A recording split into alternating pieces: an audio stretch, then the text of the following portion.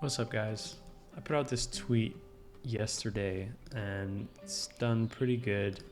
I asked you guys to drop links to some of your favorite landing pages, and I'm going to take one of my favorites and rebuild it using Framer. Framer is a tool that I've been using myself for the last few years for interface design, but now you can use it to build full-on websites directly from the canvas, which is amazing. So if there's interest, I'll definitely want to take a stab at some more of these. So let me know in the comments if this is helpful and useful. I really like some of these. This one would be lots of fun to do with the animated elements, the graphic elements. The Mercury landing page is a good example as well. This one I really love because I love the open canvas style card layout. Page transitions are great as well, but would require a little bit of custom code. So I'm going to try and keep these videos no code, at least for the first one. But if I do use code, it'll all be provided to you, and it'll be something very, very basic. Like the only custom code you need for this one, Framer, would be for the dragging of elements on the page, and probably for the page transitions, since you can't do a lot of that just yet out of the box, but I know they're working on a whole lot of this. But the site that I did decide to go with is Linear. I think it's a great example of simplicity, and I'm sure it converts really, really well. And this would be fun to do in Framer and make use of a lot of things here, like some grids, components, and things like that. So if you're new to Framer, just follow through, and I'll be explaining everything that I do in detail. It's meant to be super casual. There's not a lot of things here that I've done before exactly, so I'll just be figuring a lot of this stuff out as I go. I am pretty familiar with Framer, but there's some things that I still mess around with and learn by just doing. So follow along, and again, let me know in the comments what you think. So here I have a blank canvas in Framer. Haven't done anything to this page at all outside of just rename it and change the background color here. So let's see here. The first thing you'll notice here, there's a fancy little intro animation. I think that's done with animated SVGs, but I don't think that's compatible out of the box with Framer just yet. So what I did is I just took a little video of this animation, and I'm going to use a video of it instead. So it's cheating a little bit, but this is not meant to be like an exact one-of-one replica. For instance, there's a few things here like these card backgrounds that I'm not crazy about, that I might change just a little bit, but the idea is to keep 99% of it the same. And I'll take assets directly from this page and bring them straight into Framer and then publish that. So let's get started. As you can see here, all these, I use keyboard shortcuts for almost everything. So you can see what keyboard shortcut I'm using here. And I'll try and explain everything as I go, and I'll speed up the parts in this video that are a little cumbersome and repetitive. So I'm gonna hit the insert panel here. So if you hit I for insert, you can get a bunch of these components that you could drag straight onto your canvas. I'm gonna drag a video directly onto the canvas here. I'm gonna make it full width, and I'm gonna upload a video here. And this is the intro video I was talking about here. So on the canvas, if I play that, you can see that's what it is. And right now it's set to loop, but I'm not going to loop that, so it's going to only play once, which is on page load.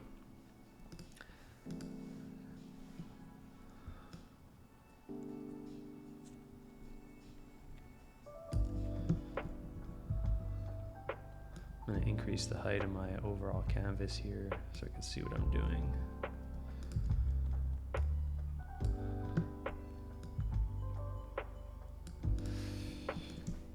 So next thing, I'm going to drop in this headline. So I'm going to hit T for text and paste that in. And right now it adds it automatically as a title. And this is a text style that I can reuse on multiple pages or sections. So if I edit once, it'll make those changes everywhere. So I'm gonna center that. And again, like I said, this is not meant to be like an exact one-on-one replica, but I'll try and keep it as close as possible. So I'm gonna bump up that font size. I'm gonna decrease letter spacing a little bit.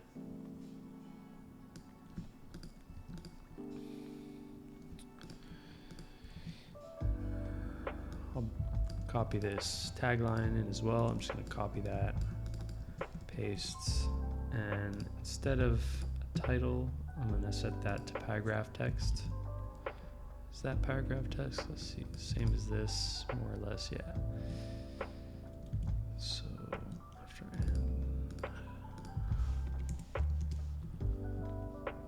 and edit that.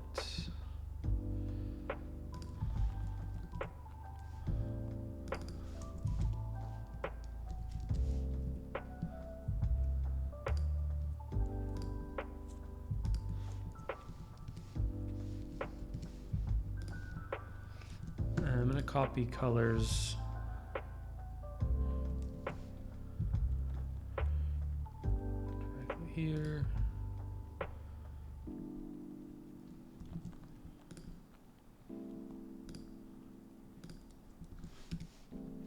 I'm going to save these colors as shared colors so I can reuse them on my canvas. So I'm just going to name this gray for now. I might rename them later on.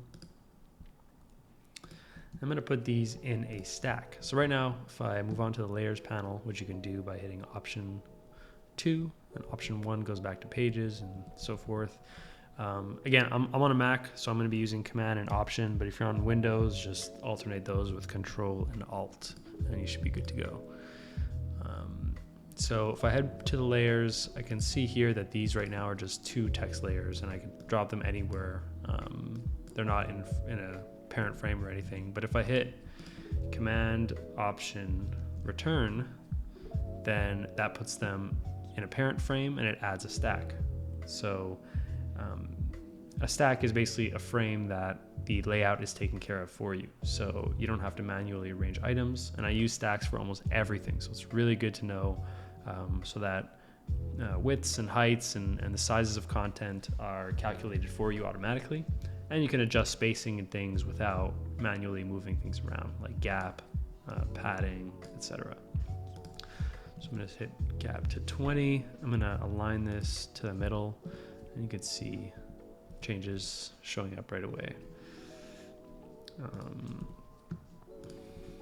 So that's looking pretty good. I'm going to up the size of this paragraph text a little bit and decrease letter spacing just a little bit.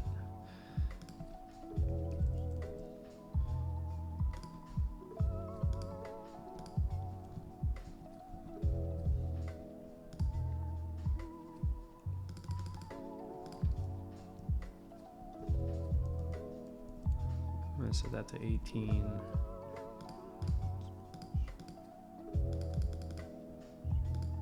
Just a tiny bit. And then I think maybe I'll set it to 20. Looks closer to that. That looks pretty good.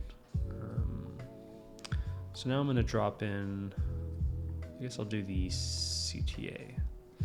So a button is a good example of something that you should use a component for. So I'm going to drop a frame right on the canvas. So I'm going to hit F for frame. You can also get to it up here and just draw a rectangle.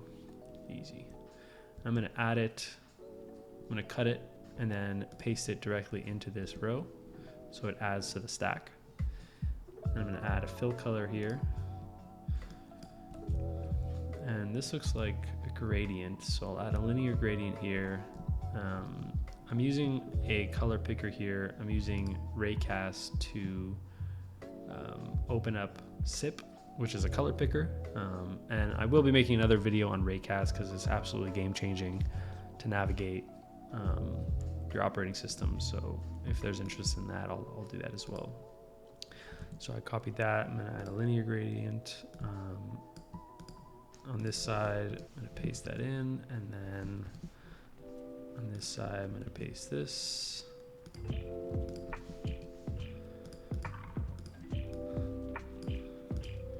I'm gonna copy this paragraph, and I'm gonna paste it directly inside of this frame. And I'm gonna copy this here.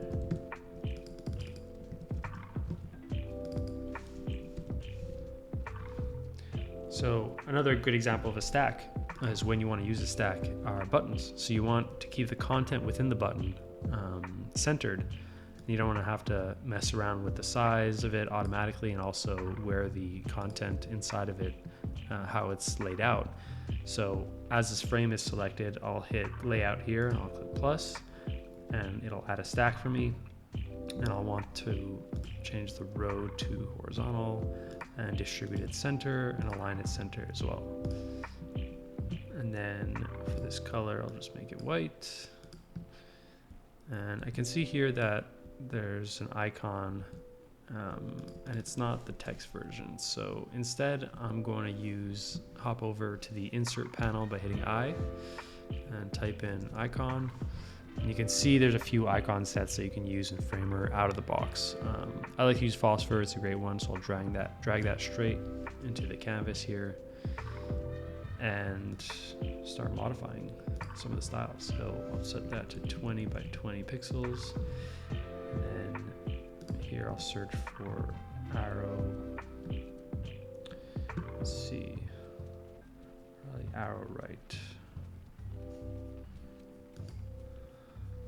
I'll change the color to white, and also I'll save that as a color.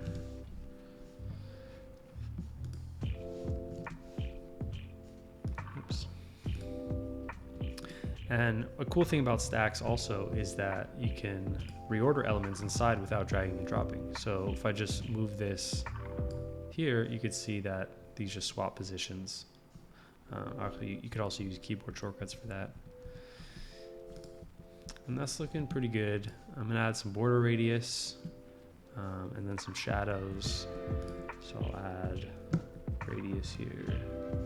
I'll do 12 for that. And I'll just make that a component right now. So I'll rename that to button. And then to create a component, you do Command Option K and keep that, hit enter. And then you're taken to this component page, and this is where you can create variants and hover effects and things like that. And you can always go back home here. And as you can see, some variables are already created for me. So I can change this title here directly from the canvas here instead of going into the component. So if you have two buttons, you can easily just copy that over and then change this to something, etc. But I'm going to create more variables. I'm going to create one for the icon name. So if you have a different icon, I'm just going to name that icon. And then actually I'll do the icon name. And then some buttons might not even have an icon. So I'm going to create a variable for the visibility. So I'm going to click plus there. You can see the icon here switches to visible. I'm going to rename that to icon. And then the default could be yes, all icons are visible on buttons, but you can change that. And here, if we go back, you can see that all of the variables show up on my button component here. So if I disable the icon, you can see it show and hide here. And actually, we could set the width of this button to adapt automatically to the content within it. So if I go back here, I can change the width to fit the content, and I'll do the same with the height. But as you can see, there's no padding, so it fits to the bounding box. So I'll add a bit of padding here, maybe 8, and then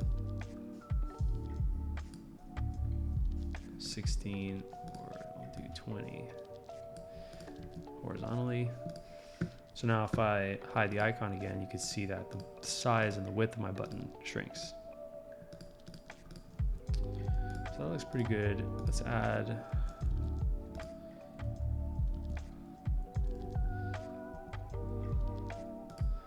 leave that as is just for now. And actually the size of this looks a bit smaller, so I'll change the font size. I'll create a new text style for buttons.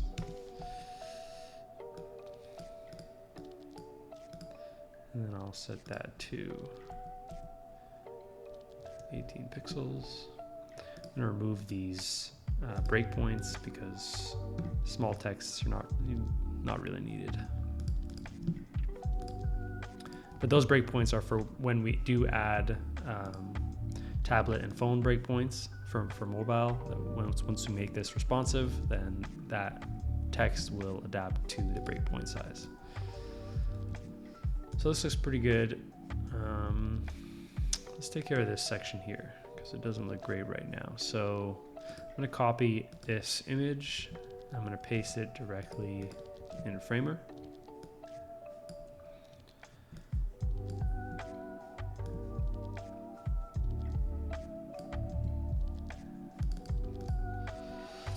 Okay, this is probably going to be the trickiest part here, getting this all right, but I'll also have to add a sort of like a fade in effect here so there's no straight line, because as you can see, the gradient colors kind of beam into this section here. I don't want to keep that because it's really nice. So let's see here. I'm going to wrap these in a frame. So again, Command Option Return, and adds it in a stack, but I'm going to set this one to position absolute, so it ignores the parent stack's rules. So there it is.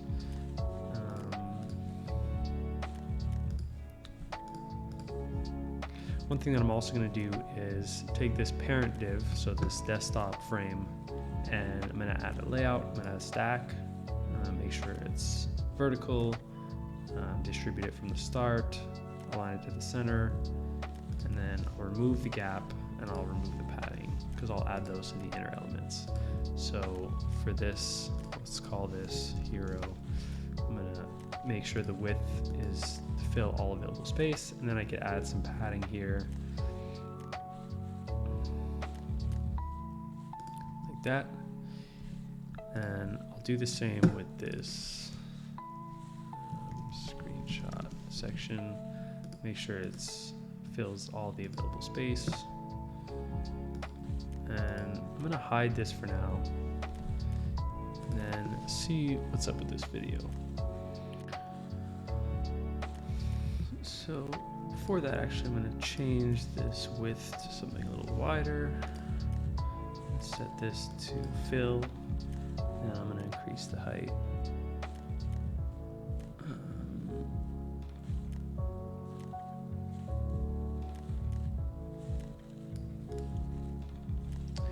50 looks good.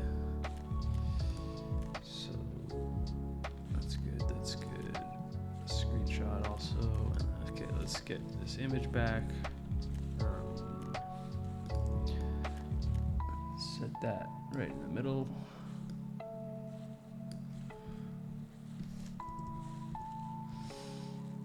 Looks like the corners are rounded here too, so I'm gonna add a bit of radius. Maybe 8.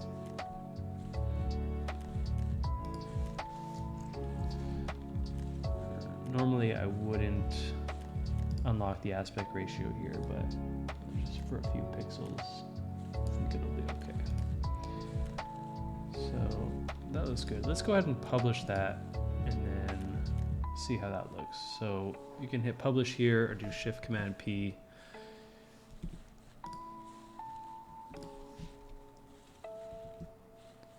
Actually, that opens my color picker. So let's do publish for now. And let's add a quick custom domain, so that's easier. So go to domains here. Once going into settings, and then you could do, let's do linear app.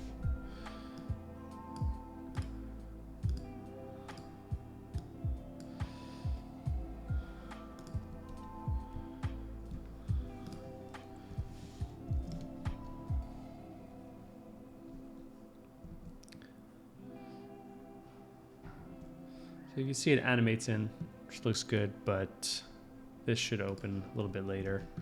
So as you can see here, if I refresh their landing page, you don't actually see a lot of what's going on behind it on mine. So we'll add that now. A little delay before the screenshot fades in.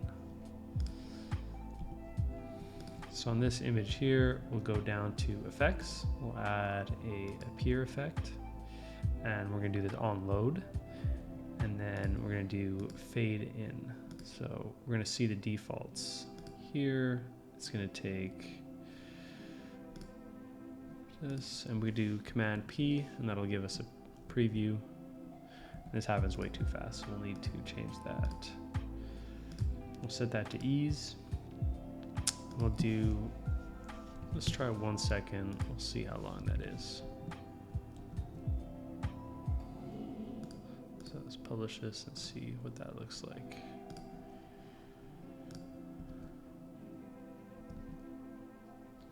We'll do a little bit more actually. We'll do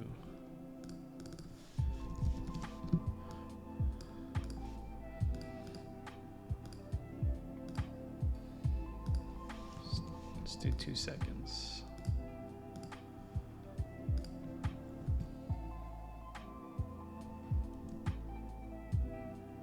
That looks pretty good. So you see the animation. Actually, it looks a little bit longer, so maybe we'll add.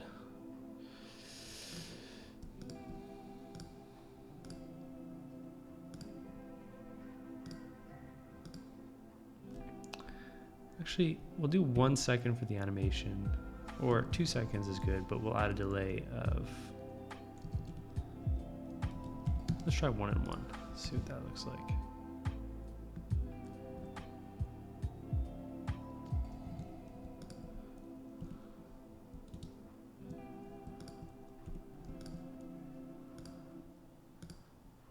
This is gonna be a lot of trial and error. It doesn't need to be perfect, but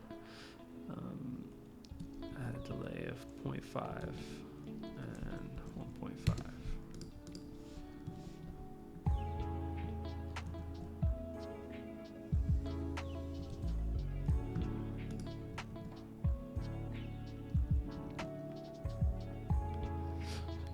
Looks like it happens with the glow. So I'll increase the speed of the effect and just delay it a little bit longer. So time, let's do 1, and then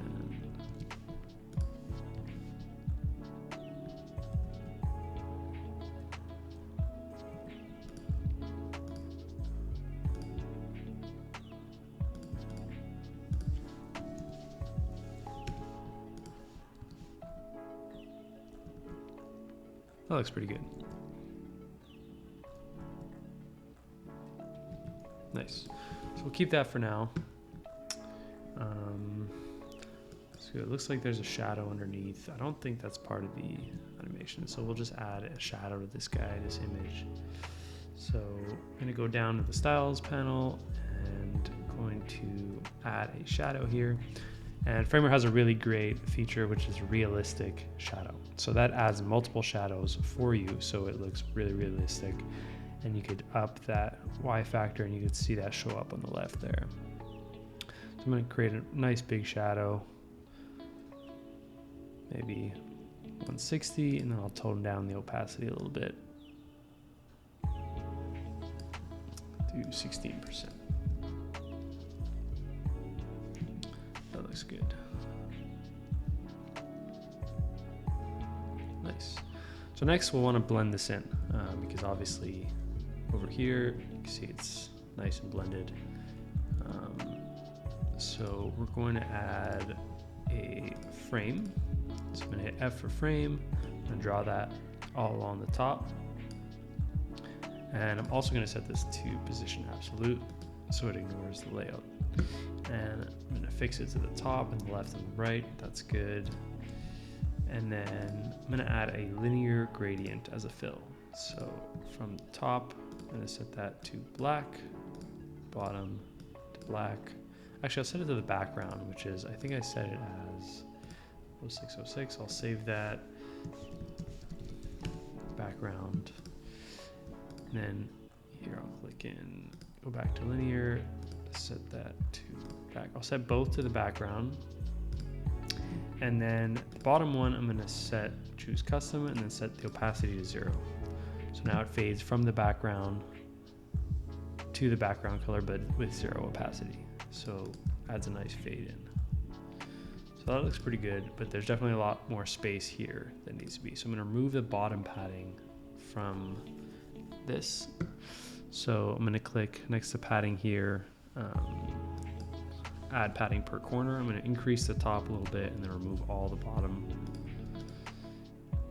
And make sure, there's probably gonna be a shadow on this button I'm gonna add. So I'll make sure that the overflow, so any element or shadows that go past the bounding box are set to visible. So make sure, so that looks pretty good. And let's publish that. And we can actually just preview it. So if you hit the play button here, it'll open in preview, and it's pretty good. So there's still a little too much space here. So what I'm gonna do is,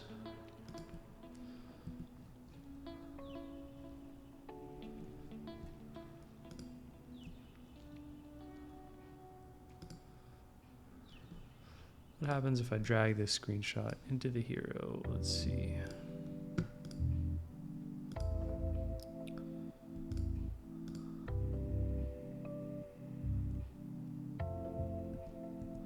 No, what else can I do? That's one of the drawbacks, I guess, of using stacks. But what I could do is,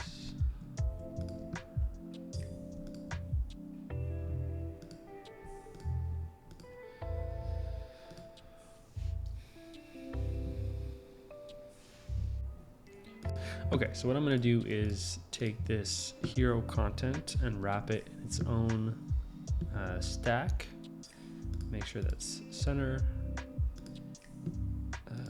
Shoot from the start. And then what I'll do is set a fixed height for that and then some top padding so it moves up. So I'll set maybe 80 pixels. And then I'll make sure this is all set to overflow visible. Same thing with its parent.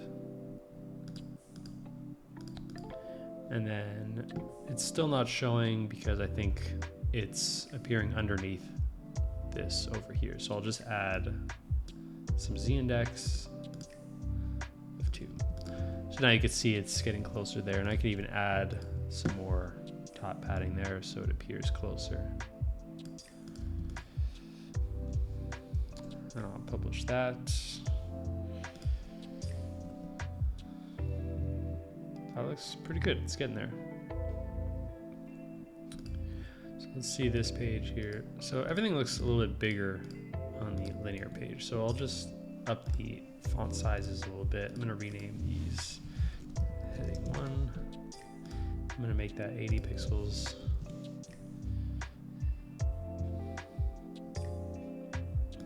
I'm going to take the paragraph and make those 24.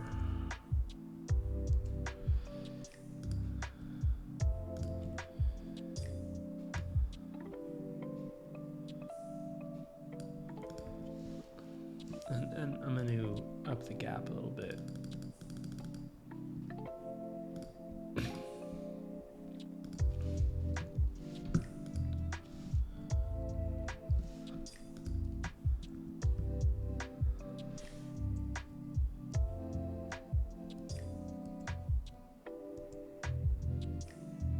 So the button has got lots more padding and a little less radius.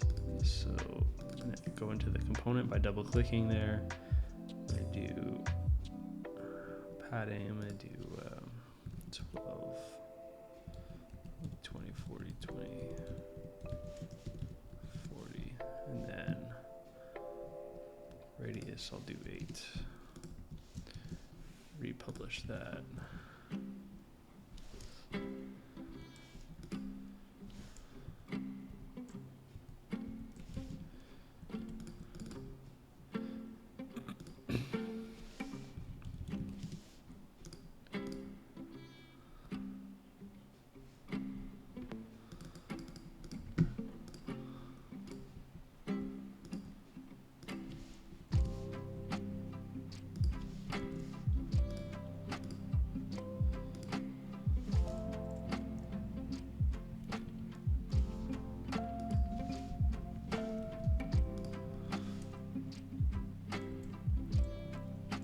That looks pretty good. All right, let's do the navigation bar here. So I'm gonna create a component. First thing, I'm gonna drop a frame right on the canvas, drop it anywhere, and I'll move it to the top. And then I think they have it fixed. Yeah, so it's fixed. It's got a nice little background blur. So I'm gonna set that to position fixed so it stays on the page. And then make sure that's fixed to the left, top, and right. Set that to, let's see, so it's 50.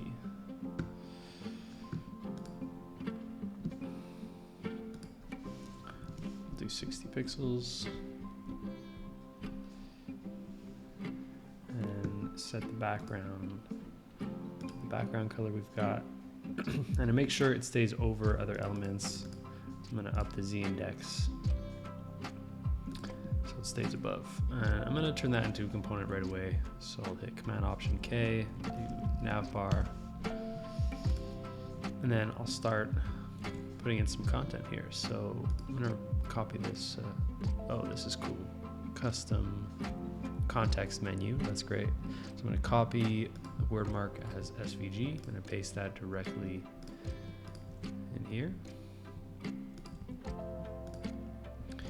And that's set to about 100 pixels. So set that to 100. I'm actually going to create a component for this logo if we need to reuse it. So Command Option K, logo. I'm going to set this to fit content. And one cool thing about this is I'm going to add a link here to the home page, because every time you click the logo, I want it to bring you to the home page. So just like that. And I'm going to align my navigation elements in a stack and align it vertically here.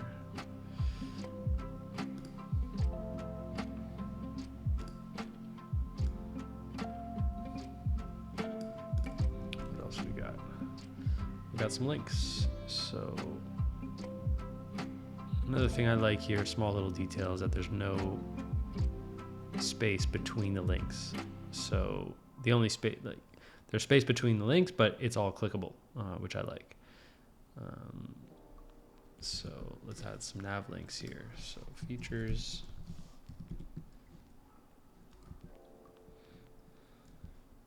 And I'm gonna wrap it in a stack. So Command Option Return, and add a bit of padding.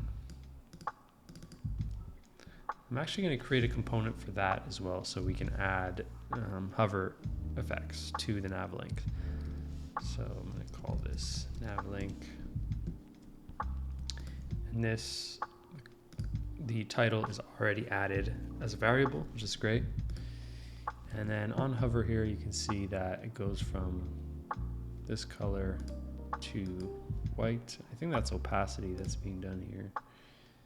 Yeah.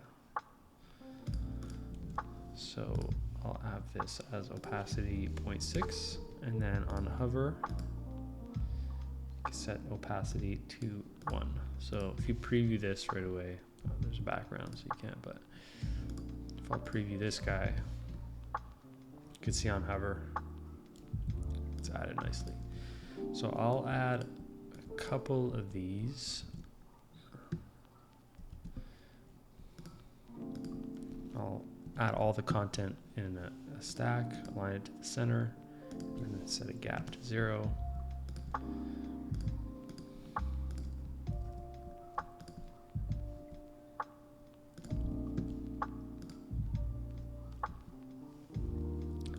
There's some gap on the left and right side, so I'll actually set that to, let's say, 80 pixels. And then I'll create a stack for just the links, because there's going to be no gap between those. So what do we got? Features, method, customers.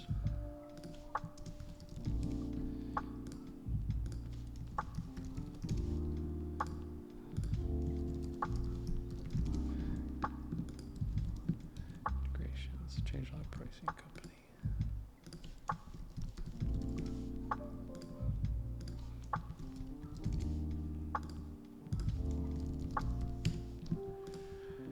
And then on the right, we got log in and sign up. So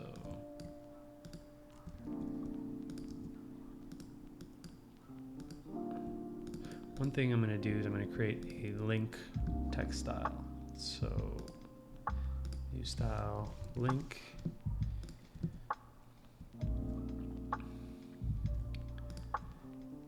And decrease some letter spacing a little bit, remove these breakpoints.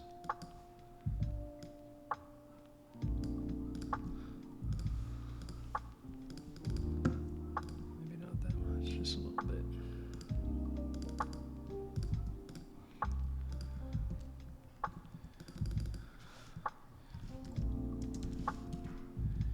Log in and then sign up. And looks like there's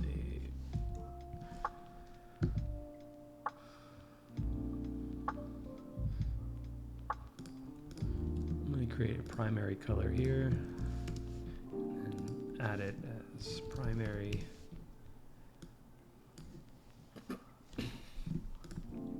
Set this opacity back up. And then what I would do with these, I'm not going to do it here because I'm only going to create one page for this, but normally I would create a link variable so that here you'd be able to add a link to different pages for each one of your links. So I'll keep that as is for now. And then we got a sign up button. So this is going to be, I think, a variant to the button component we got, just smaller. So we'll go into assets here, got this button here, and I'll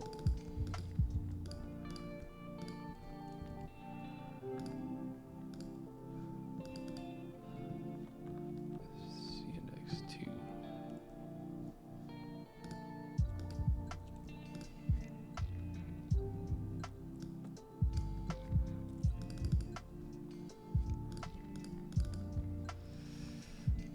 And I'll drop in that button. But I will double click into that component and create a variant. So this I'm going to create default, and I'm going to create a variant and call that small. And I'm going to change this text style into the link, so it's smaller. I'm going to remove that icon. Dumb down the padding and dumb down the radius.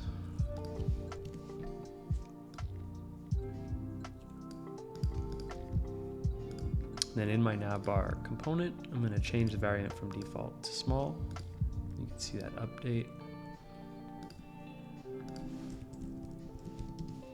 Change that to sign up, and that looks pretty good.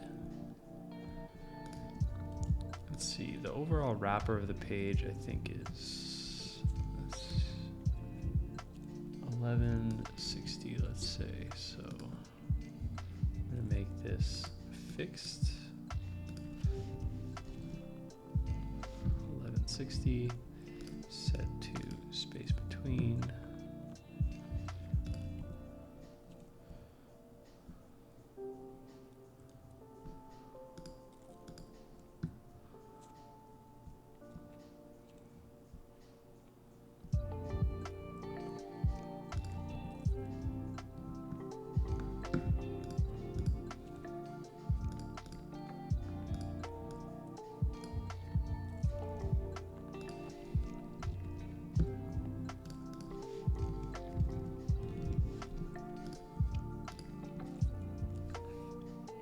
And we're going to set this to wrap. But we will put together a mobile navbar as well. So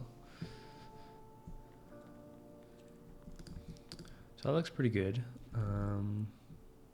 Let's see how that looks. So we'll set a background opacity and add some background blur as well. So on here, I'm going to fill the background, choose custom, and set that to, let's say, 60%. Let's do 68. And I'm also going to add a background blur. So if you don't see the background blur here, I think it's a performance reason why they don't include it on this list. Just hit Command K, which will open quick actions, and then search for background blur and just hit enter. And then you should see it show up on the styles panel here. So we'll add background blur. We'll add blur of 20, let's say. We'll publish that, and we'll see how that looks. So it looks pretty good. Let's see how different they look here.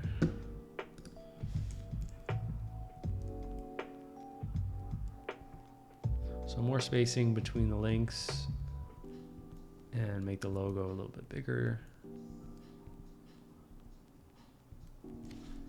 And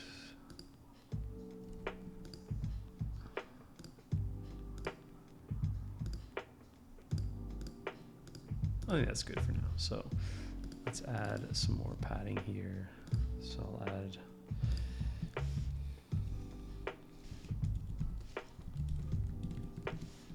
some more horizontal padding, and we'll go into this component, make this logo 120, let's say. Publish that.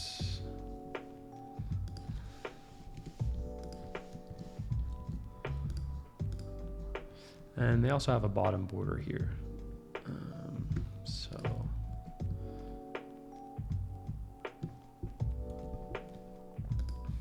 I'll click on that here. I'll add a border just to the bottom. And I'll set that to white, but with an opacity of, let's say, 12%. Publish that. That looks pretty good.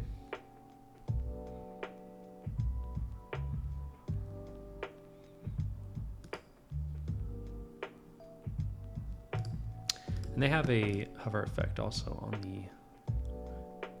these buttons. So the text thing fades in opacity, and then there's a nice little shadow. So let's add that. So I'll double click this button component, and then on whenever you're making changes that you want to apply to all variants, you want to make sure you're applying that to the default, the primary component.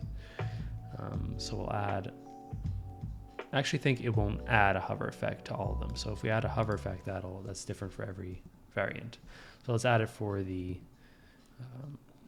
primary one first. So we'll make sure that the content fades down to, let's say, opacity of 0.6, and then we'll add a shadow here.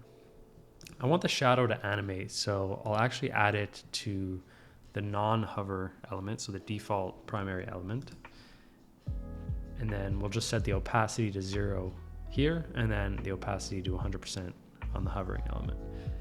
So we'll do realistic. I'm going to change the shadow just a little bit, but we'll set it to, let's say, that color there.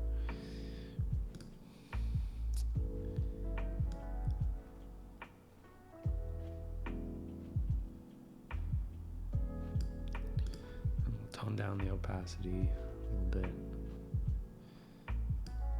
60%. That looks pretty good. We'll see how that looks. So I'll set it to 0 here, and then on hover, we'll set that to 60.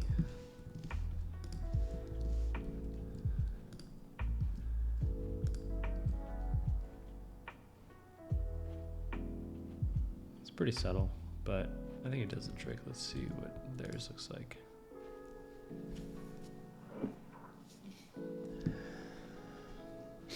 Yeah, maybe we'll just do what they do. So we'll set it to box, not realistic. 0, 0, and set a blur to 80 pixels or something.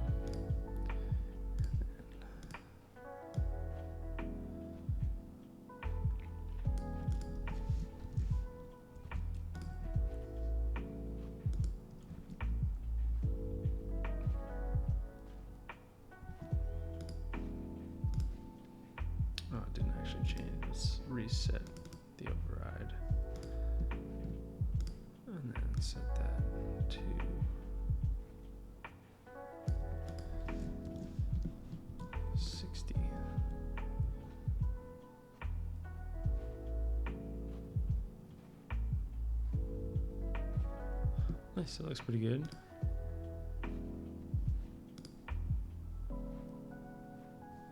And we'll add that for this one as well. And for now, we'll just make these link to the home page.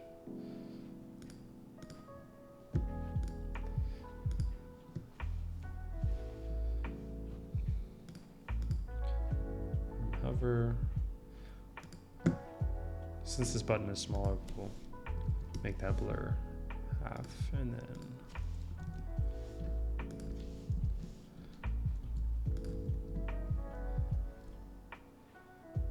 then since I added a link, it actually added a link style by default. So if we want to change that, we can, let's see. In our assets, I know we can change it. So there's a link here. I'll just set that to white. And then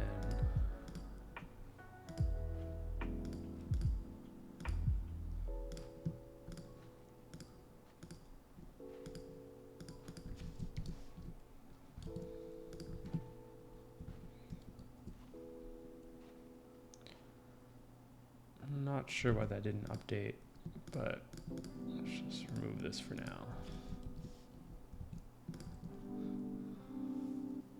But you can see the subtle hover effect there. And actually, I forgot to tone down the opacity, so set that to 0.6. Publish that. And you can see now there's subtle hover effect there. So this is looking pretty good, not too bad. So next we'll add, let's add this little tiny call to action here. Bring back magic to software. So let's go back to the home page. Here I'm going to drop in a link. We'll add that here.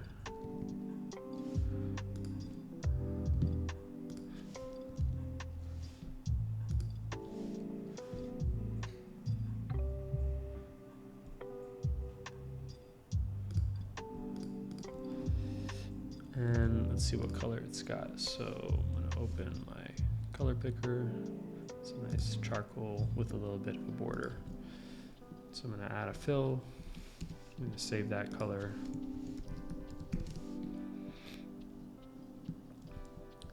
We'll zoom in here. Let's add the border. Again, I'm going to add white with an opacity of 12%, and the corners seem to be fully rounded, so I'll just add a radius of 100, anything that'll make it pill shaped. And then I'll add some text in there. So I'm going to copy that, paste that in.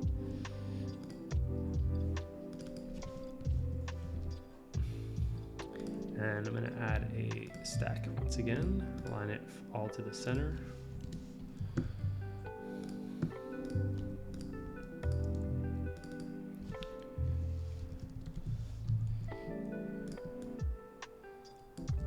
Copy that.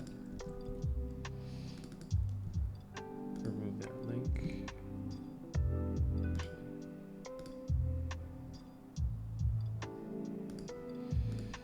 I'm going to set this to the link so it's a little bit smaller. And add a nice little divider. So I'm going to add a frame, 1 pixel, by 16. Let's add a bit of gap here.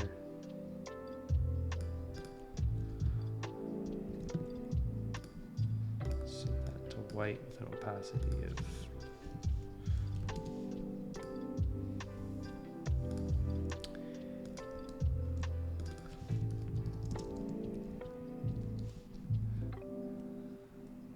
'm going to set the width and the height to fit the content, and then add a bit of padding.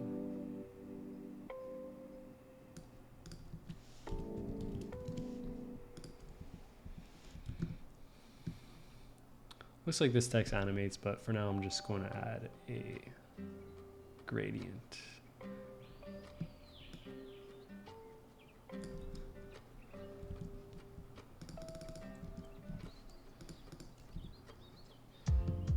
And what I'll do is I'll save this gradient. You can't save gradients as a shared colors just yet, so I'll just save it as a preset, which you can do. So it'll be the last one here. And then I'll reuse it on this text.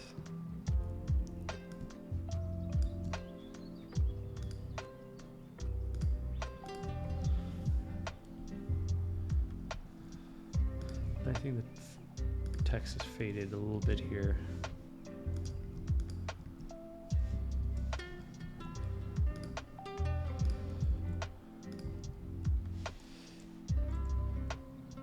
So there's some spacing issues, but like I said, this is not meant to be an exact replica, but I'll see what I can fix here.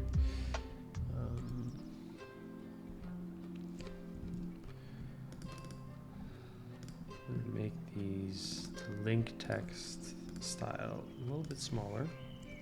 Do 14. So in that case, I will remove the letter spacing. Make the logo a little bit smaller.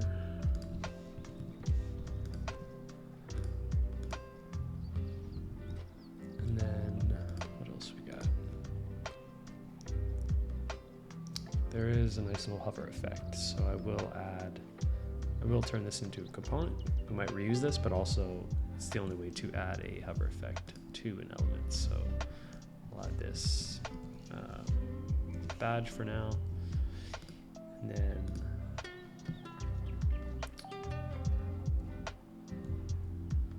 let's see, on hover.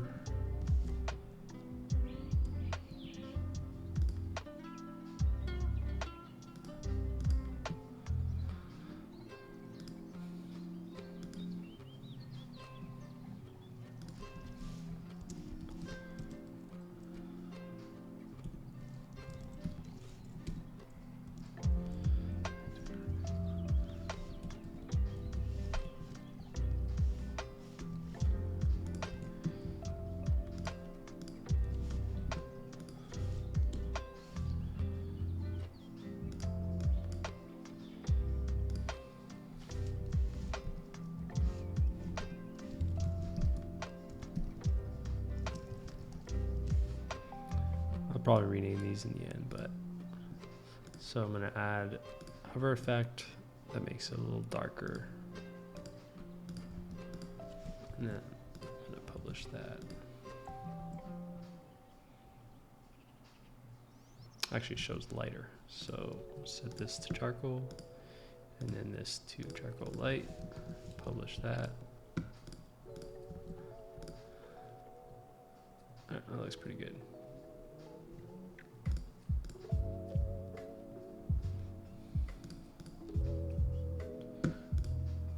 Alright, we're getting somewhere.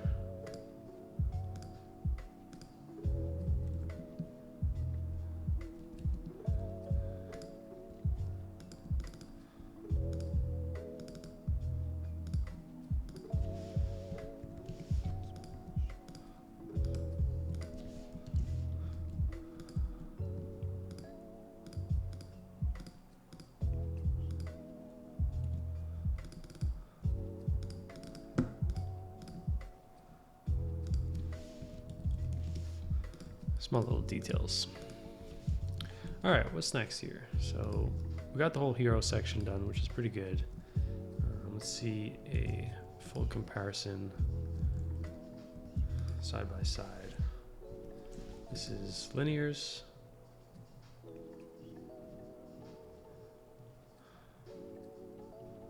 And then we got ours.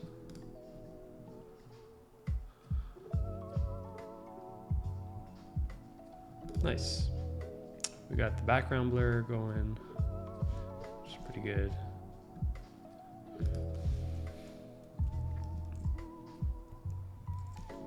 All right, what else we got? So a little proof, social proof section. So another thing we're gonna do is set this desktop frame. Just for now, we're gonna set that to something really high so that it doesn't get in our way. But the last thing, I think, which is the easiest way to set it, is this, so it fits content. So, which is one of the benefits of using stacks. So for now, we'll just leave it like this, but at the end, we'll make it fit the content. So I'm gonna hit F for frame, and let's add another section for that social proof. Move it to the bottom. Call that section.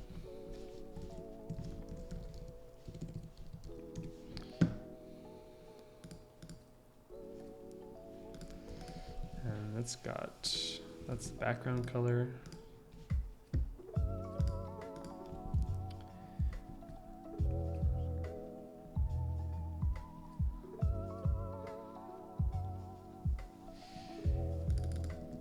We'll add a text element here. And we'll create a new, should that be an H3? Let's set that to H3 for now. Regular,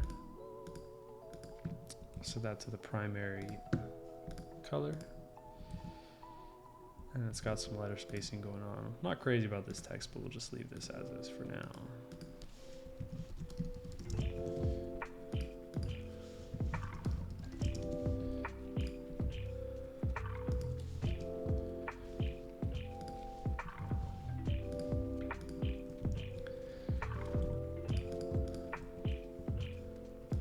And then let's add some logos. So I'm gonna copy these. I think they're all SVGs, which they should be, yeah. So one thing that's cool about Framer is that you copy SVGs directly onto the canvas. I'm pretty sure you could do that with most design tools nowadays. So you just copy element directly from the code and then paste that in right here. And I paste it all the way down there, which I'm not sure why, but again, I'm gonna turn this into a layout, have it aligned to the center, and then add a gap of, let's say, 40. And then for padding, we'll do 20. We'll make sure the width is to fill, and then the height is gonna fit the content. So it's gonna be all automatic. So if I add more, then the height of that automatically adjusts. So I'm actually going to turn this into a component, and then we'll use variants for all of these logos. So call this logos. First one is going to be boom. What else we got? Vercel.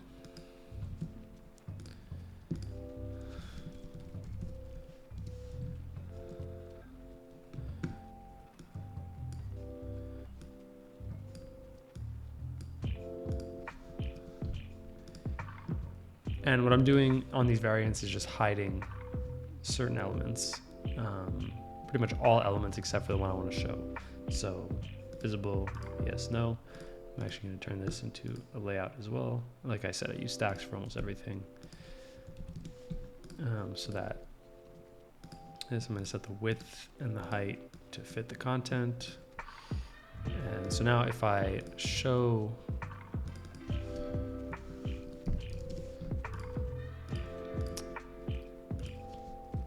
this, let's set it to vertical. You can see that the width and height adapts. Not that that matters for this specific component. So I'm gonna hide this. Let's keep creating these. What else we got for cell? Descript.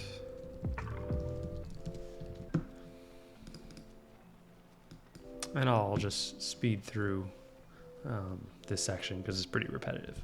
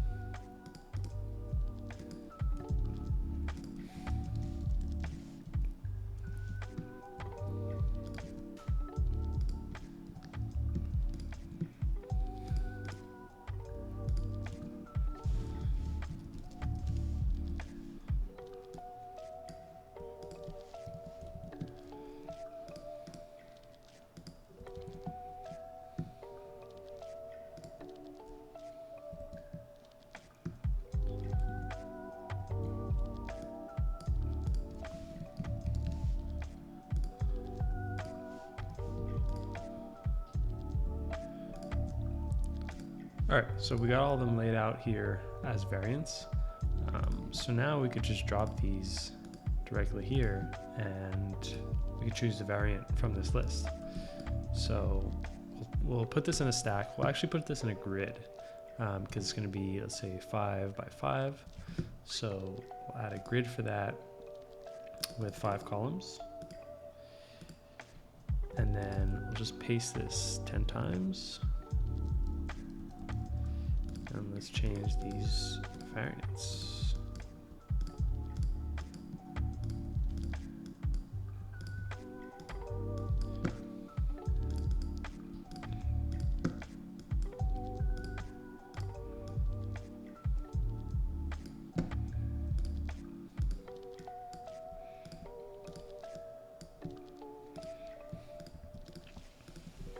We'll make sure that's aligned to fit the content. Make sure that's line center.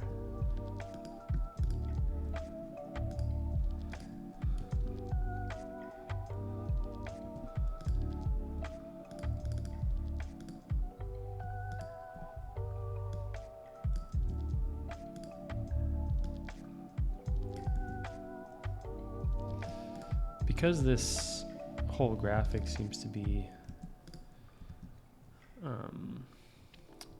they all seem to be the same width, which would be fine, but now there's a bit of a weird spacing issue here, but it's all centered, it should be fine.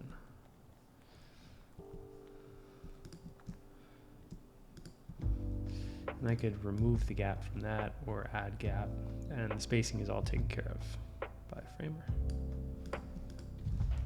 Let's publish that and see what that looks like. So looks pretty good. We'll add a bit more spacing to the section itself. So a little more gap.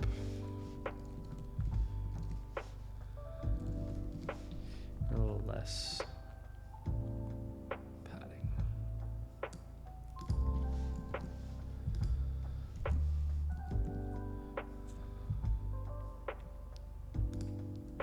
Nice, that's good.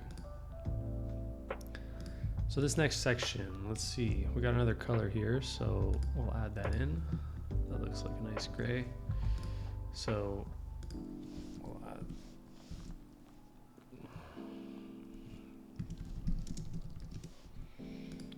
another section, another frame on the page, full width. And we'll set the fill to this new color.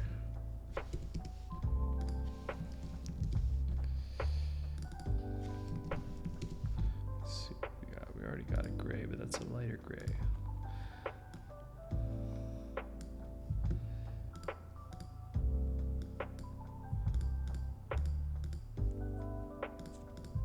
It's actually that charcoal color. So I'll delete this light and then I'll rename this.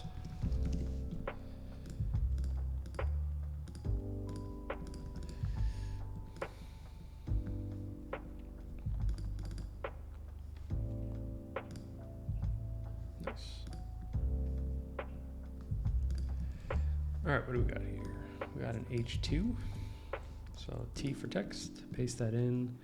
Heading 2, we'll add a white color, and then we'll up the text size.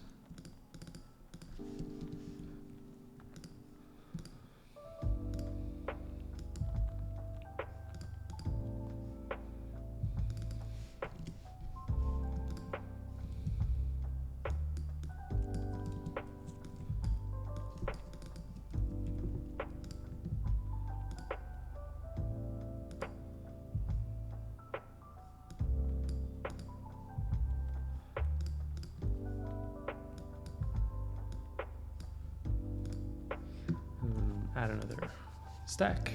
Make that start. Padding of, let's say, 120. Gap of 12, let's say. That should be fine.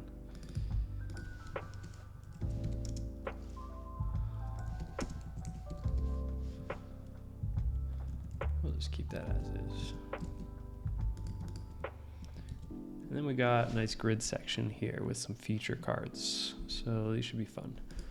So let's make the first one, and then we'll create it as a component. So add a little frame, and this has got a little gradient as well here. So it's moving from light to dark. So I'm going to copy these values for now, but we'll see if we have any presets saved.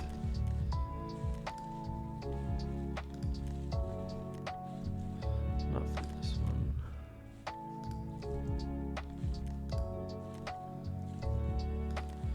Yeah, that's fine for now. Add some border radius.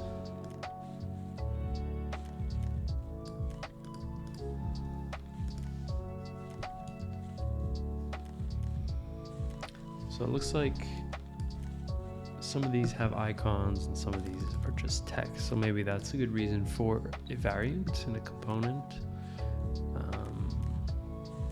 Because the rest here seems like we could do with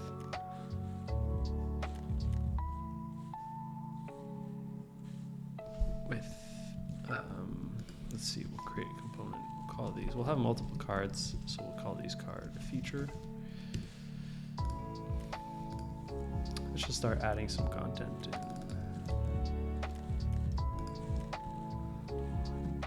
Paragraph, color white.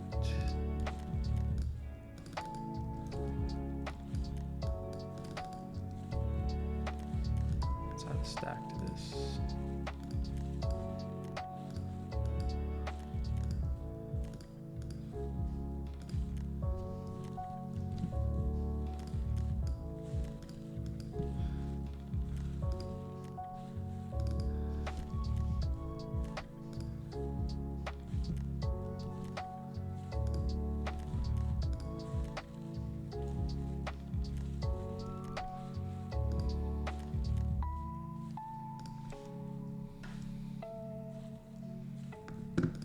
That's padding.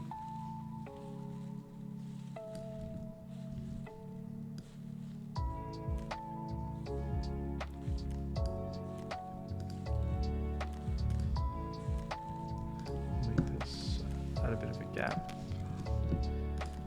Make this gray.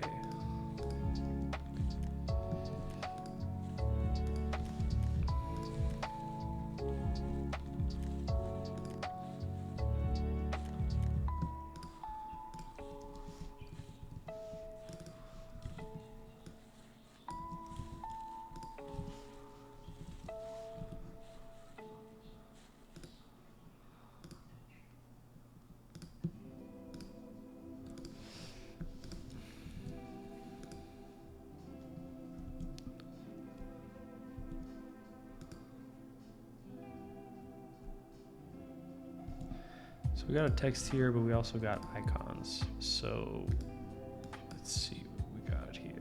Yeah, they're all SVGs, so we'll do copy as well.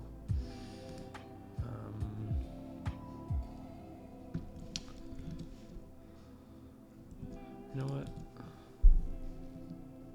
Normally I would use an actual icon set and then create that as a variable so that I don't have to create variants for each one. They would just be variables. So let's see what we got here. These look small-ish.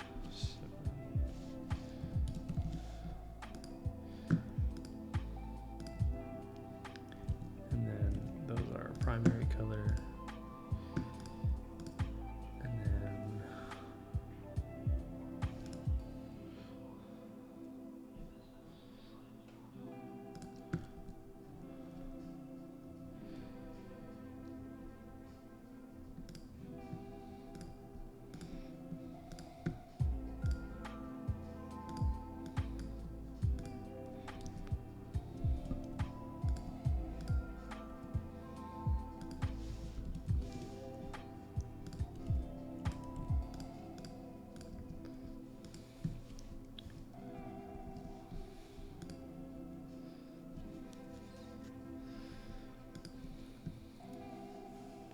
So because this only shows in the first card, we're going to add a visible variable. So we're going to set it to default that it's not visible because most don't. But on the first card, we'll make it visible. So we'll add text icon. Default would be no. Then here we're going to the icon name prop.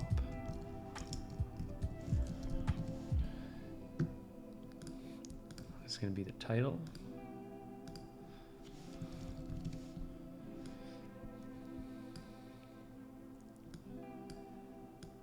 That's fine. And then I'll add a subtitle. So let's up that icon size just a little bit. Looks like there's more vertical spacing, so we'll add that too. So let's turn this into a grid. So Command Option Return to add a stack, change that to a grid. We'll do 3. 3 by 3.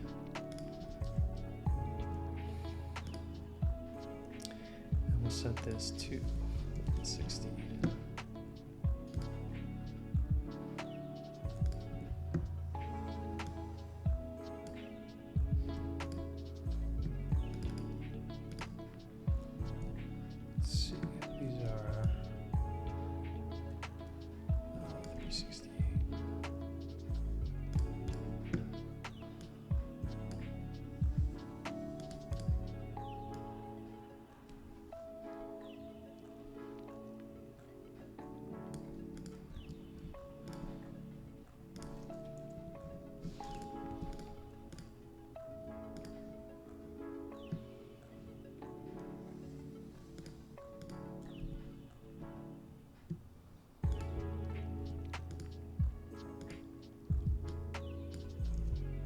Set this parent's height to fit the content.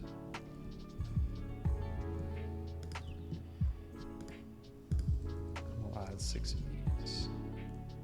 We're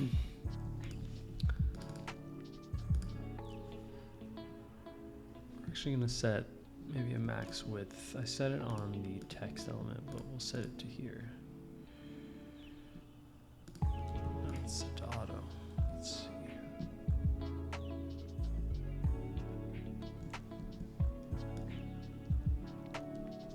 1160 and then 360. Let's say. What happens if we just set a fixed width?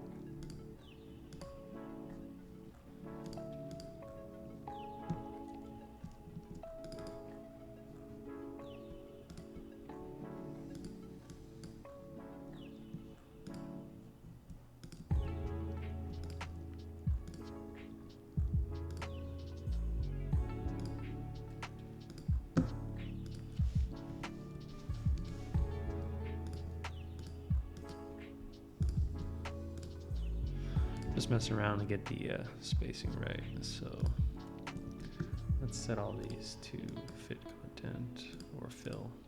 There we go. All right, we're good. All right, so I'm going to add some spacing here. Add a gap of, let's say, 80 pixels. And I'm just going to group these guys together.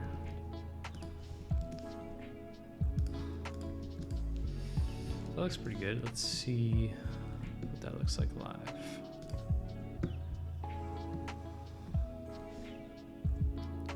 So there's a bit more spacing and they got some shadows. They got less vertical spacing. So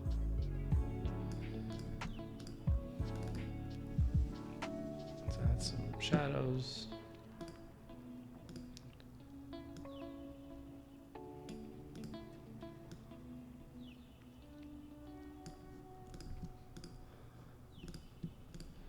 Make sure the shadows don't get cut off here, so we'll set overflow to visible. And then we'll add a bit more spacing.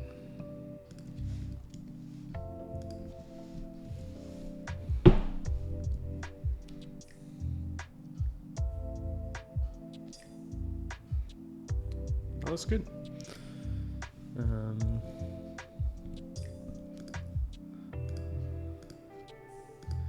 Looks like this is a little bit smaller.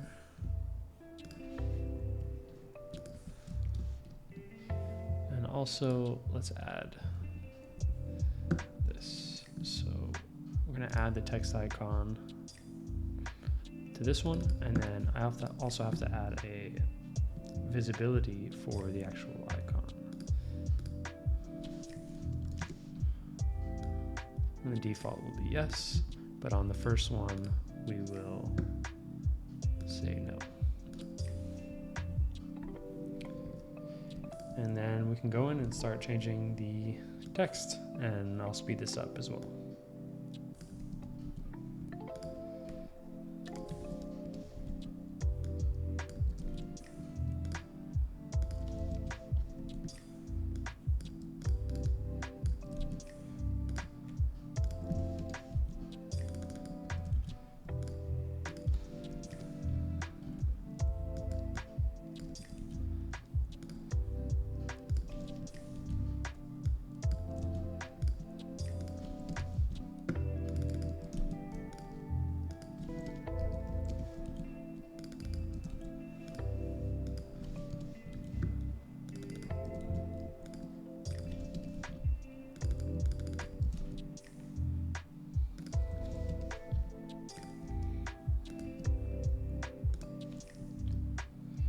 All right, so we'll make sure that all the heights are the same size regardless of text. So make sure height is set to fill. There we go.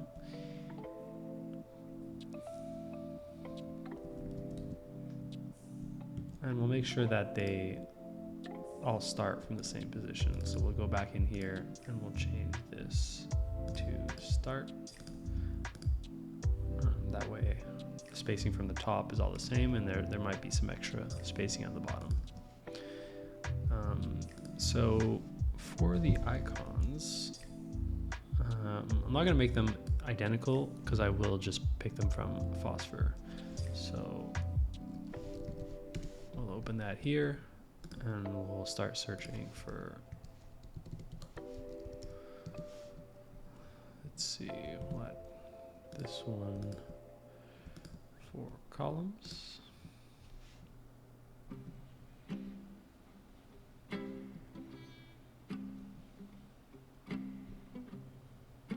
It's right above it.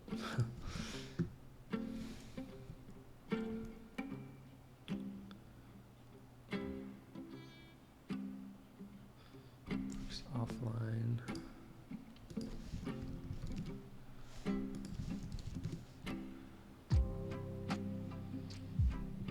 We'll do cloud slash for this one.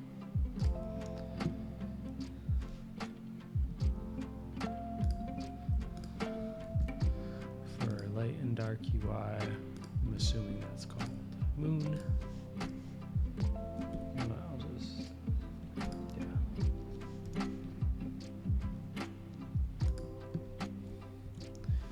Multiple teams, we'll do probably users. Well, that's good.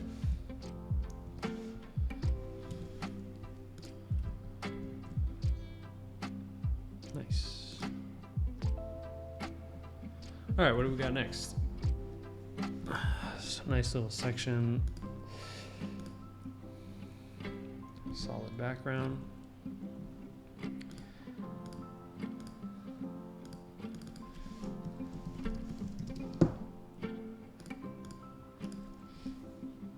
let's add another section.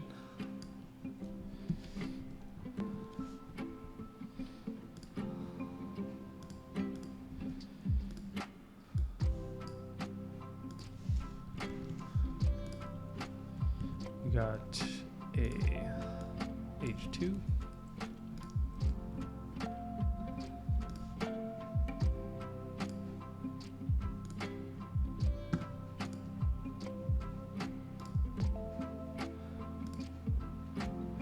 And we'll set the default H2 color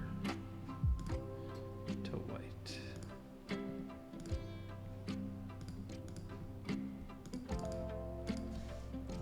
A little line break here, and then we got some paragraph text.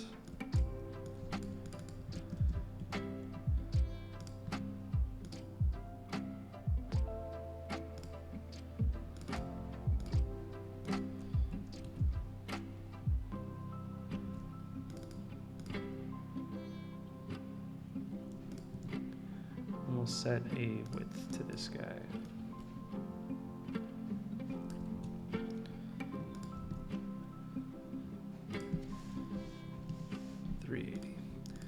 And as usual, let's add a stack, add some gaps. I'm actually gonna lower the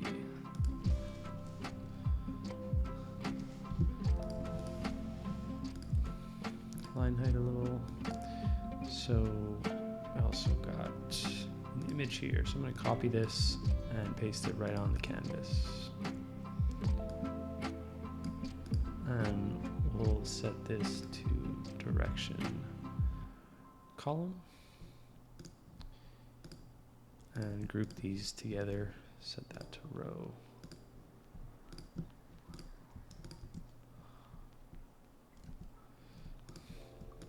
We're actually going to set no spacing on the right, and then we'll set these to space between so that this side floats to the left. On the left, we'll do our typical, actually, let's see what we got. We're going to do an inner container. Set that to our container width, which is 1160. And here we'll do no left and right padding, just top and bottom. Set that to center, and set this to space between. Actually, no right padding. So this goes.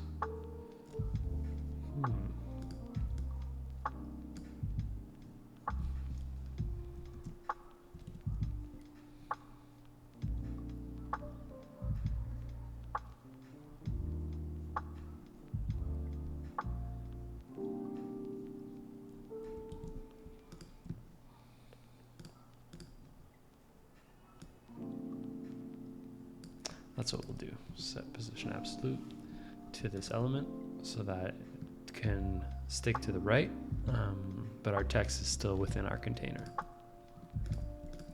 So we'll make sure this is set to overflow visible. And this has got some border radius. So none on the right and left, none on the right side, just on the left side. So we'll add, let's see.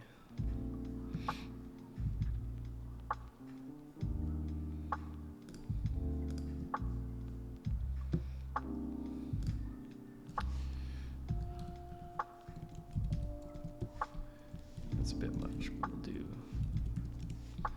oops.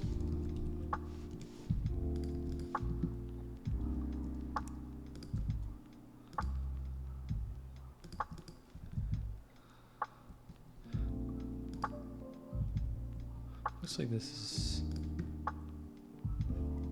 a GIF actually.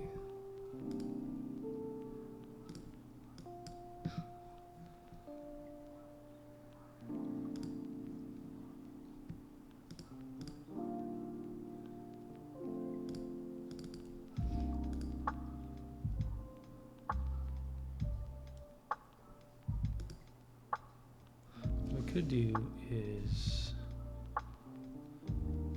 can't seem to save that as a GIF, but I can record a little short GIF here.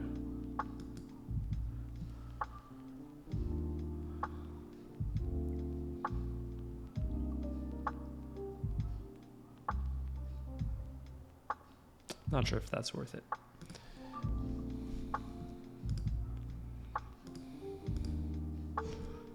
Forget that.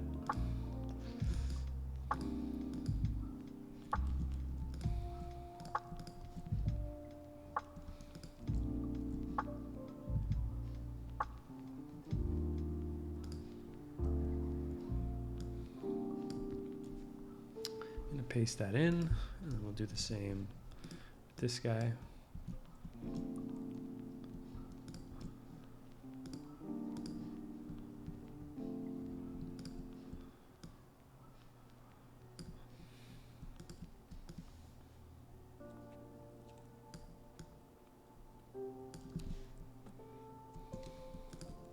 And this, we don't want that to expand out of the bounding box, so we'll set this overflow to hidden. And we've got right side, right side.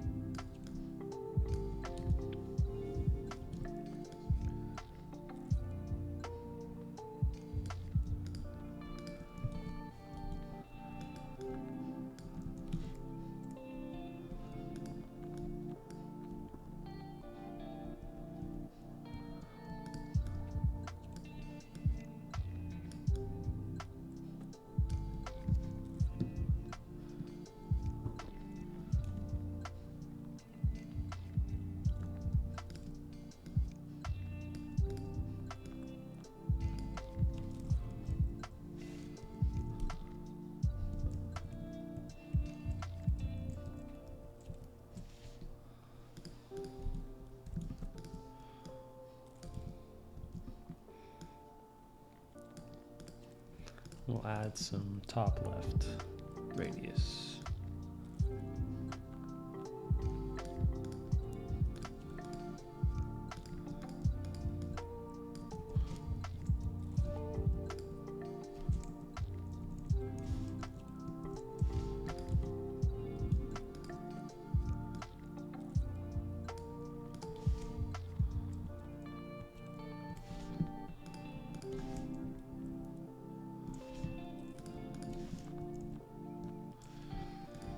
Yeah, it doesn't need to be perfect, even though I'm trying to make it. So let's see what that looks like. Okay, so this section is a lot bigger on here, so let's make that.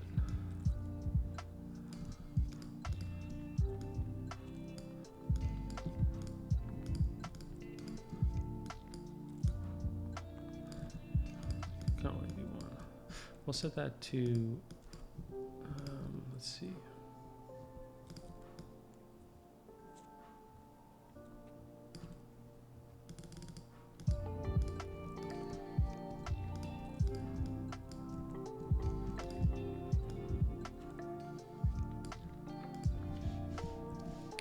Let's see what that looks like.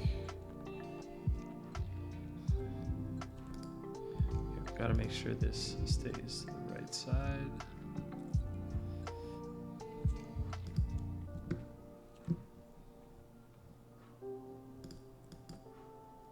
Should do it.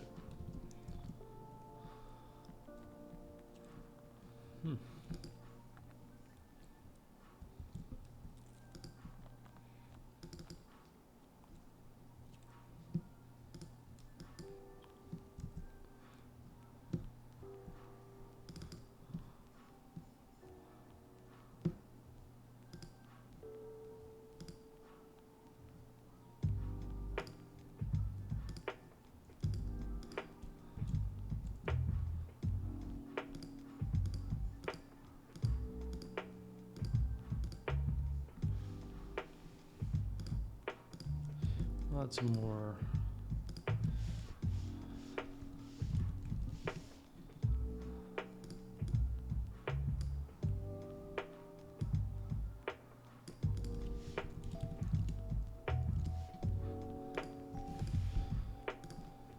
Should do a bit more.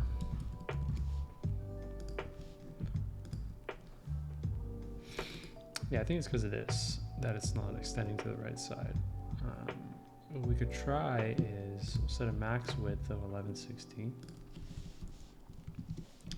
then set this to fill. Not sure they'll do it, but no.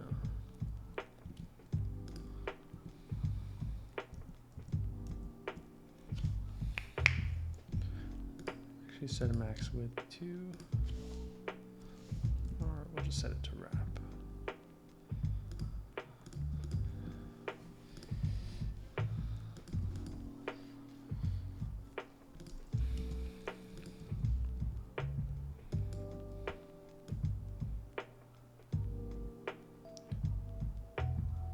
Alright, so it does stick to the right, it's just after a certain size.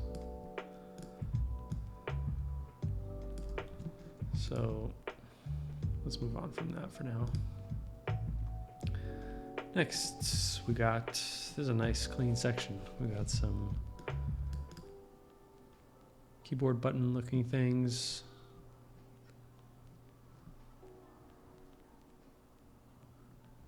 And this GIF here, pretty sure we could save this as a GIF, hopefully. Yeah, it's a GIF, okay.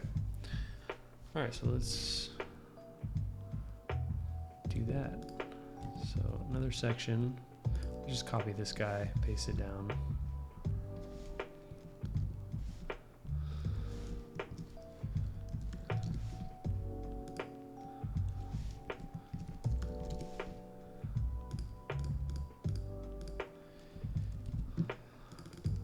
Copy that.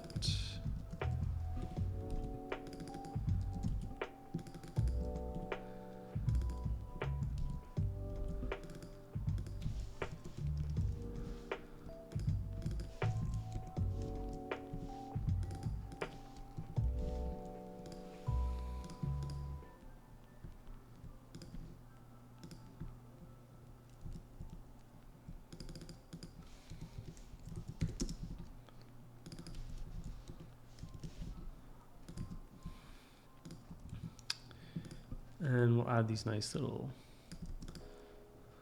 keyboard button things. So add a frame, a little square, add two of them, stack them together, align that to the center, make the gap smaller.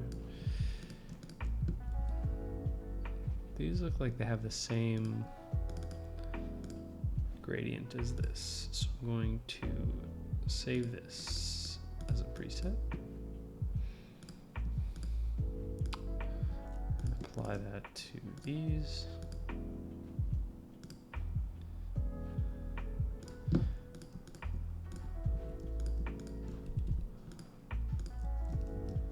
Add some radius.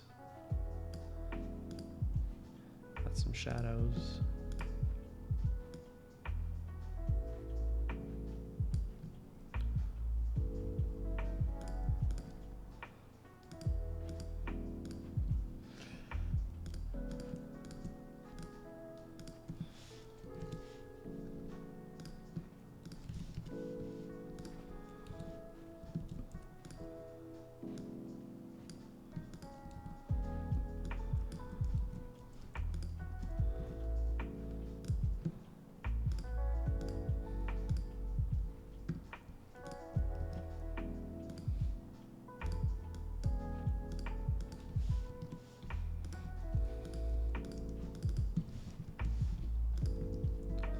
Just like that. Actually looks like there's some nice gradient text here, but for now I'll just leave this as gray.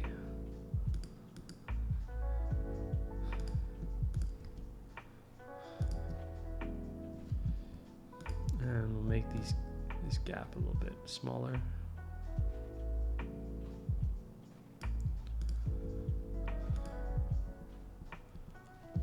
Get rid of this grid section. Publish that. Looks pretty good.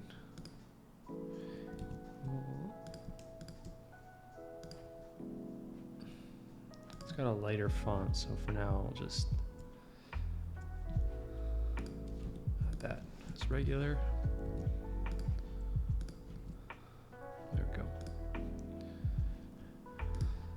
So we got here.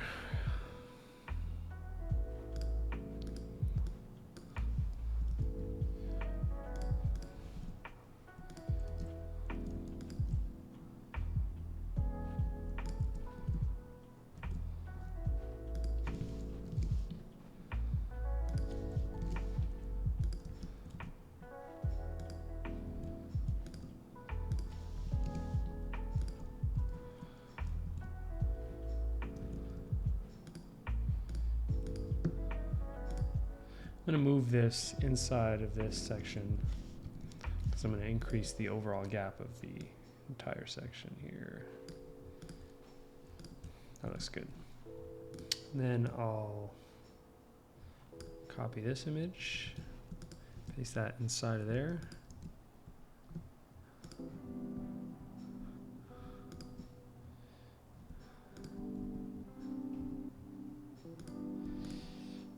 Doesn't paste as a GIF for some reason. I'll see if I can save it instead.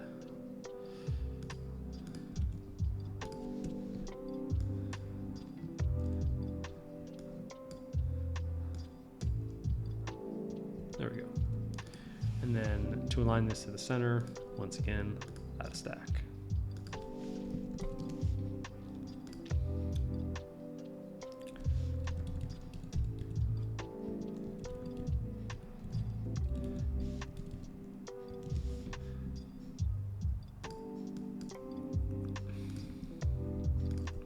Add some border radius and a hefty drop shadow.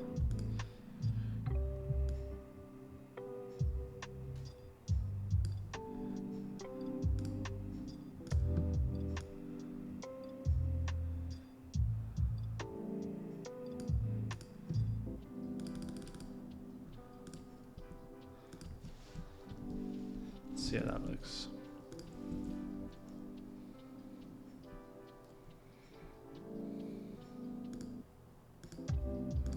So they have some more spacing here. So I'll just up this.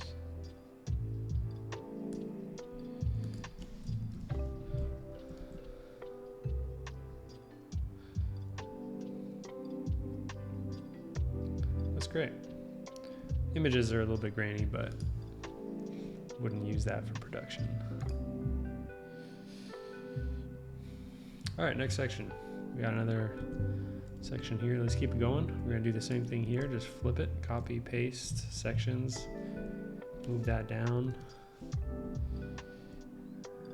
Take this section, flip this to the left side instead.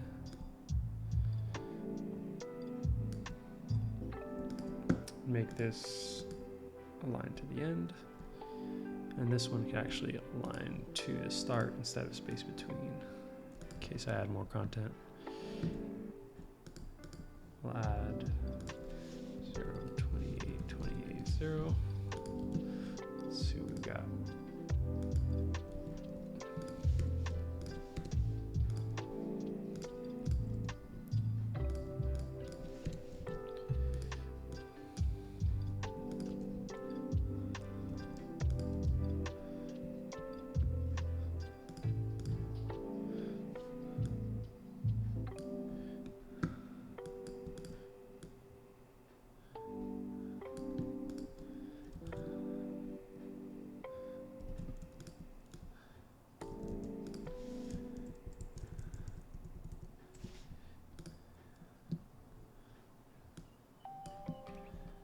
Add some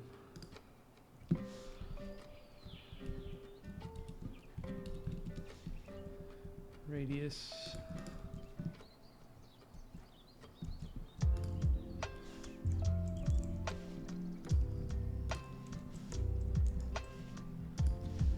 Let's publish that.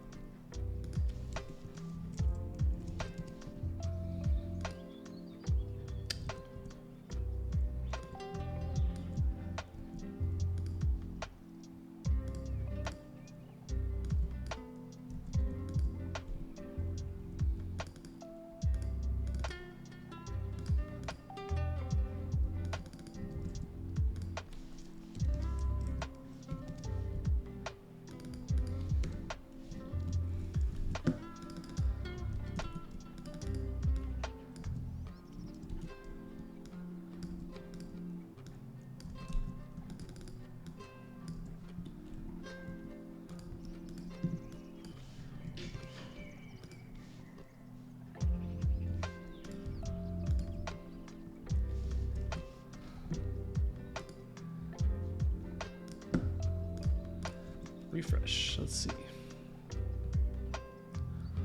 Nice. Making some progress here.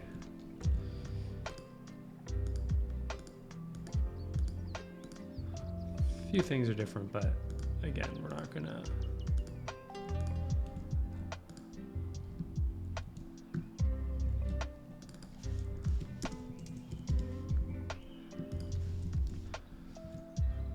Stress over that. All right, what's next? We've come a long way, folks. I'm gonna try and make these videos a little bit more entertaining as I go on. I might cut them up into sections and make them a little bit faster. There's certain things that are a little redundant. The first one's probably going to be the longest. But if you've been sticking around this whole time, I appreciate you. Thank you. All right, we got our next section here. Copy, paste.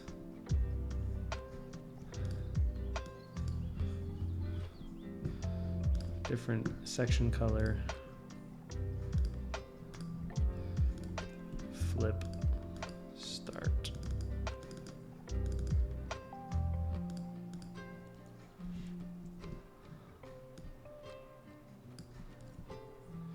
And then we'll just flip that again.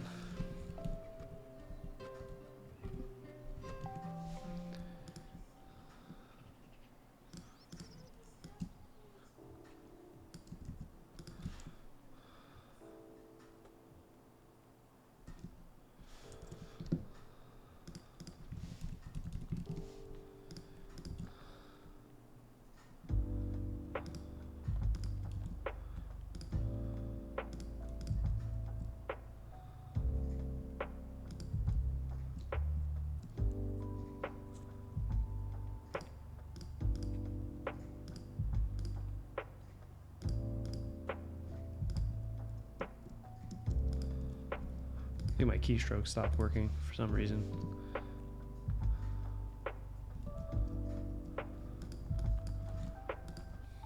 Anyways, let's keep going here.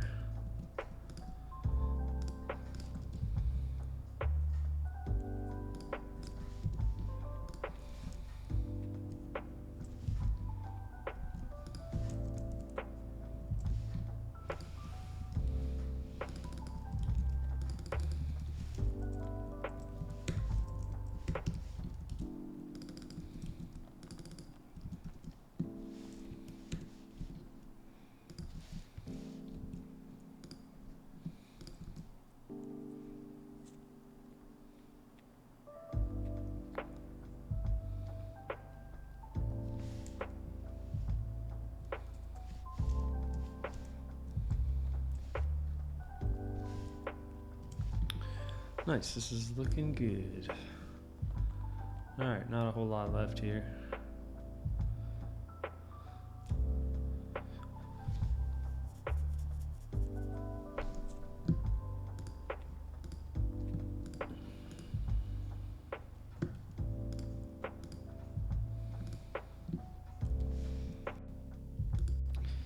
All right, what do we got next?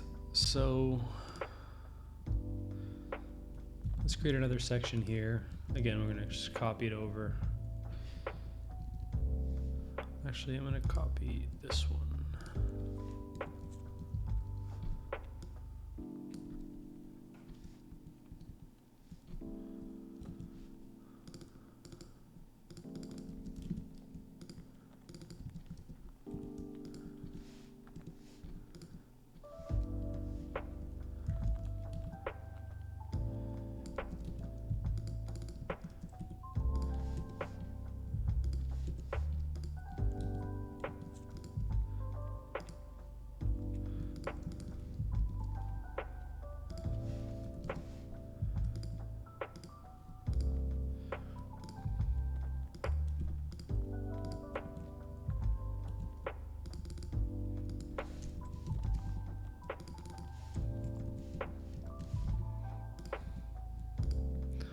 All right, now we got a different set of cards here.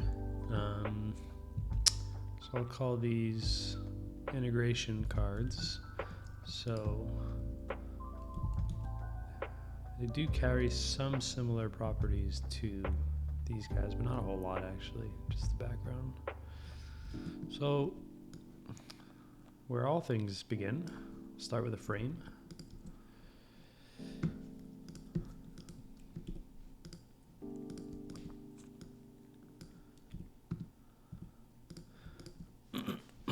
Create a component, cards integration,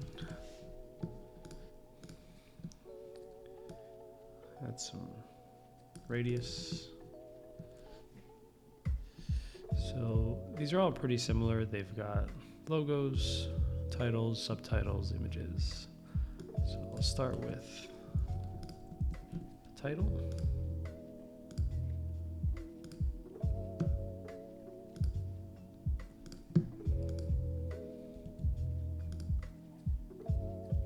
This actually looks to be an H3, so what I'm going to do is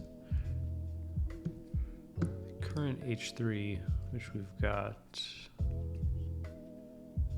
here, I'm going to turn it to H4.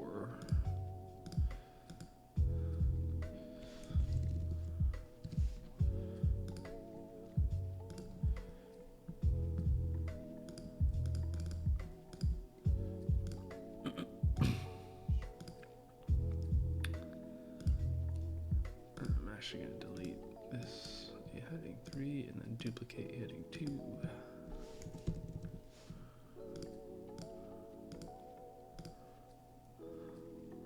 I'm just going to edit that down.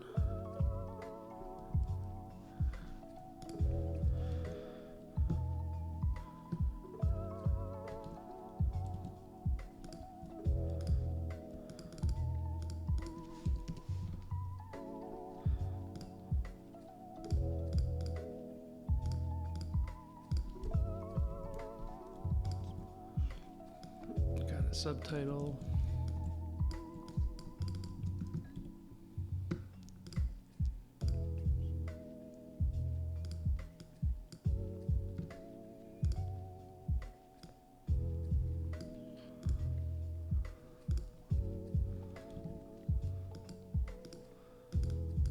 Oops.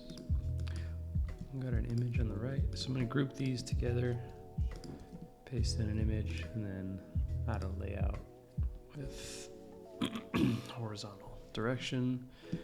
I'm going to add some padding, some more overall padding here.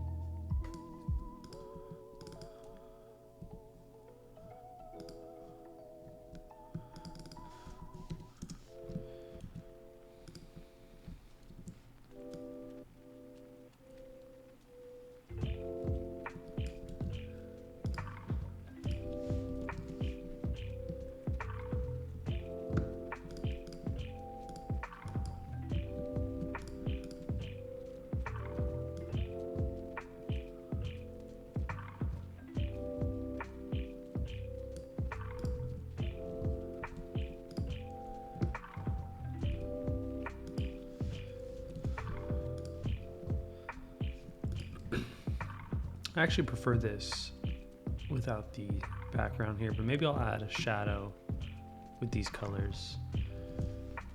So let's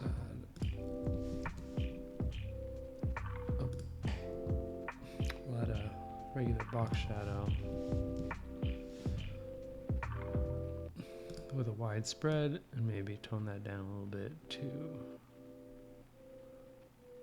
40% opacity.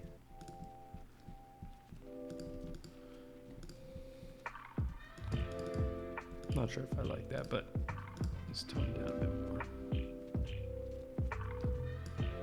And then maybe make it wider.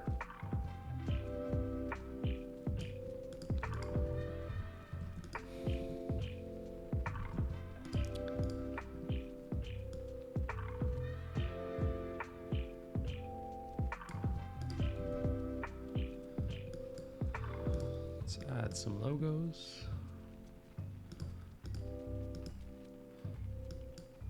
Copy that directly into here.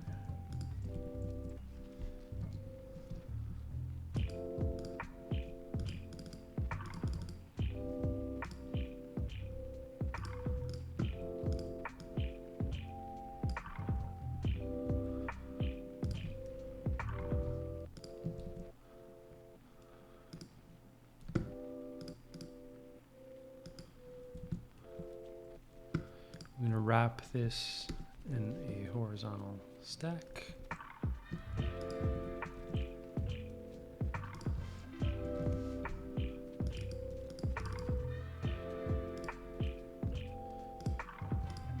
Add some fill colors.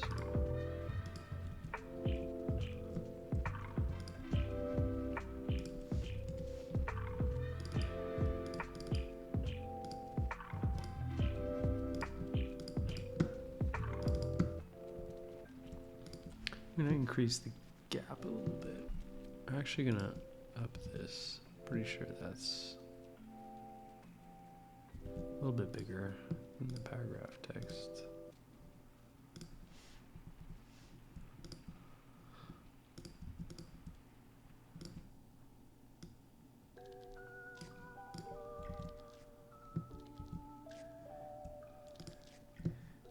I'm going to make that full width, and actually we'll make this 12, and then we'll add some bottom padding here.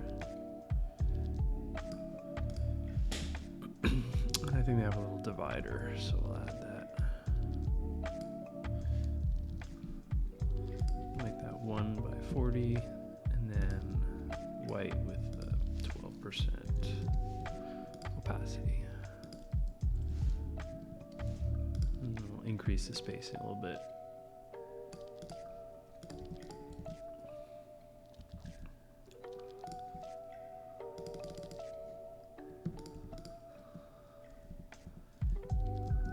Looks pretty good. Let's publish that.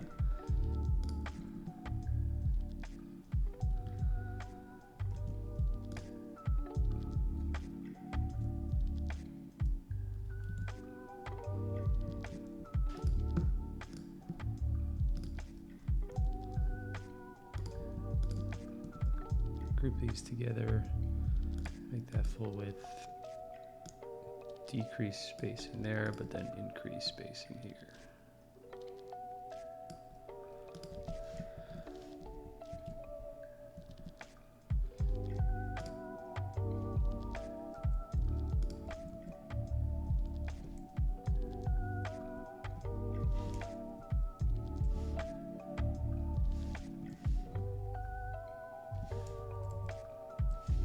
There's a lot of top padding here, so let's fix that.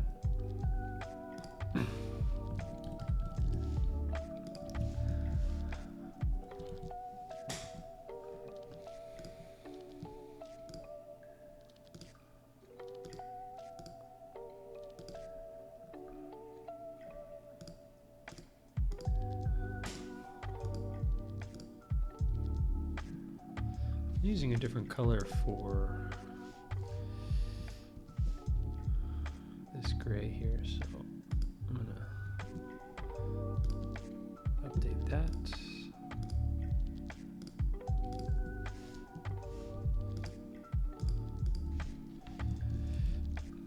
And there's some more spacing on this side, so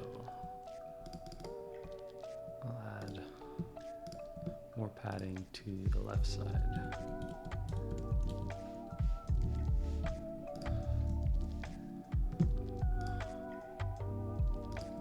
And we'll make sure this takes up the full width.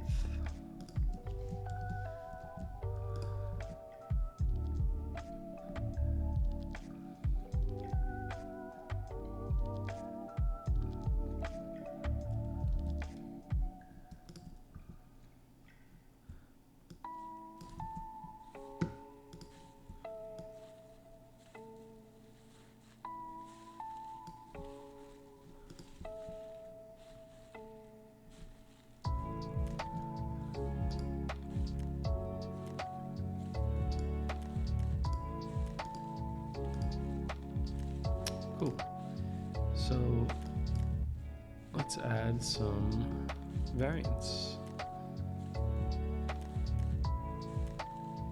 So we got Git, Figma, and then support and Slack.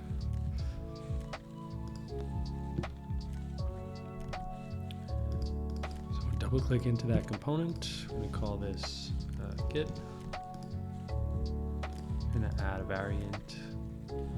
Call that Figma.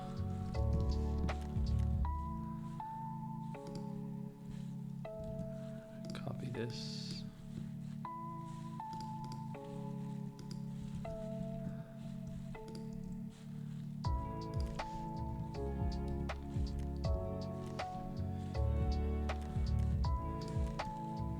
We're going to hide all these by going visible no.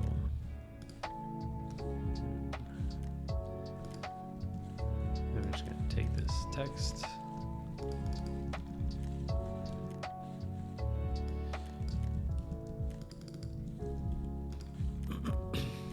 We don't technically have to make variants for these. We could just turn all of these into all these elements into variables, but there's a few things that change. I mean, like the logos. I'm going to be wanting to change the colors of the shadows on these images. So I think in this instance, it makes sense to use variants. So we're going to update this.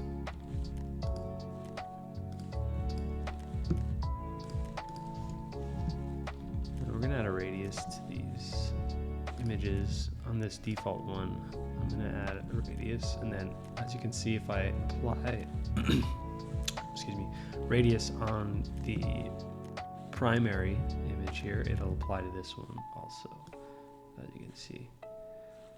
So I'm going to make that 16, maybe 12. And I'm going to change the, they got a little seafoam green here. Copy that.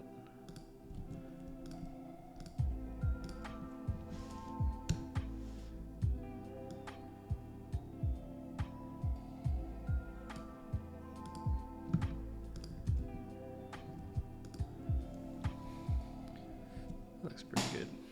So I think I copied the wrong image.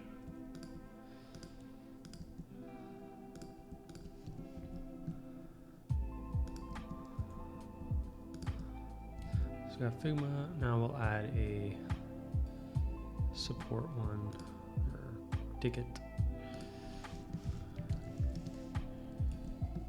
And we'll add these in.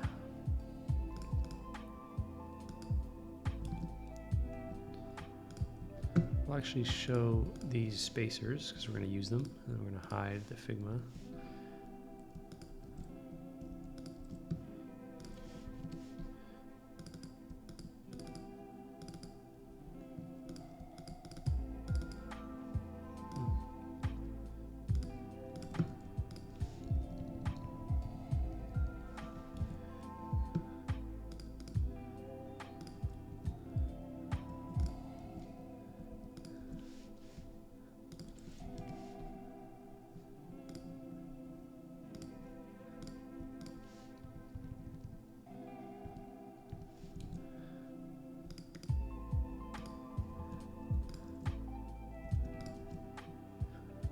If you see elements showing up here, sometimes it'll paste outside of the frame. So I'm just cutting that and then repasting that inside of the column here.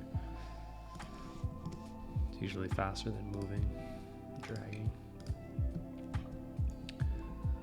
So that looks good. Let's do the text.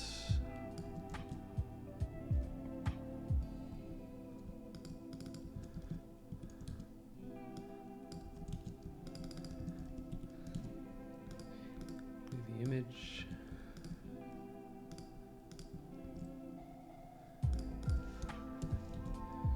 copy this purple.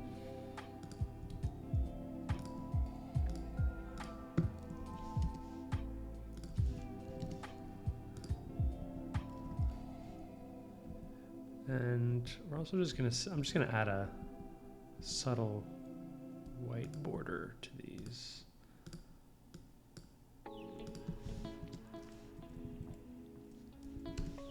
8%, something super subtle. I think it adds to it a little bit. And lastly, slack.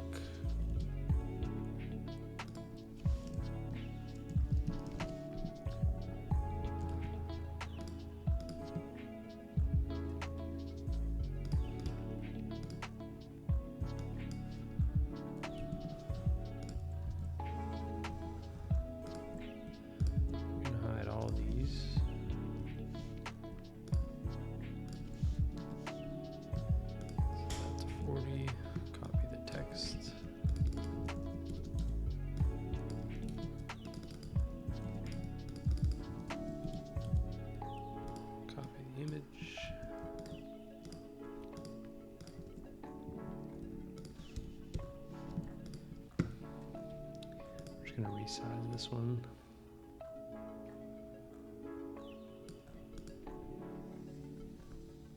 These ones are good.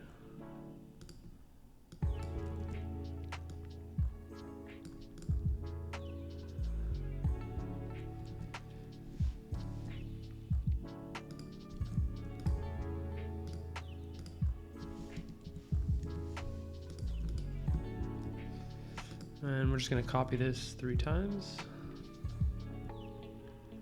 I'm going to change the spacing to 28.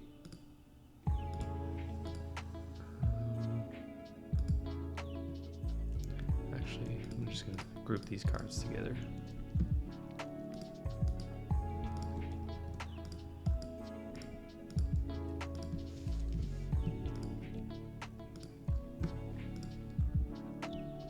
And then just change the variants. We got Git, we got Figma, we got support, and then we got Slack.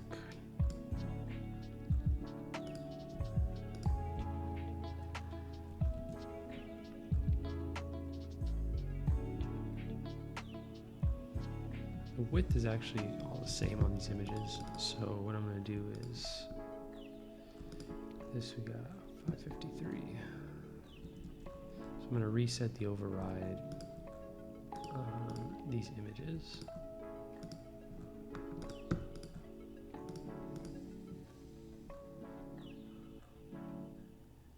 And this one I'm just going to change the height.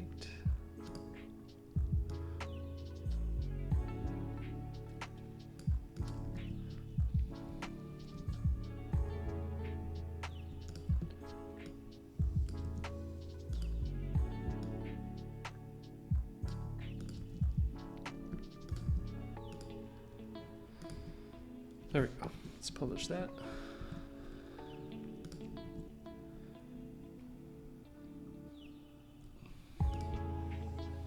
Looks good. I think it looks better without these colored backgrounds, and some shadows add to it for sure. I think the colored shadows look good. Nice, nice, nice. I'm gonna decrease the spacing between these just a little bit. I think it looks better. Maybe 20.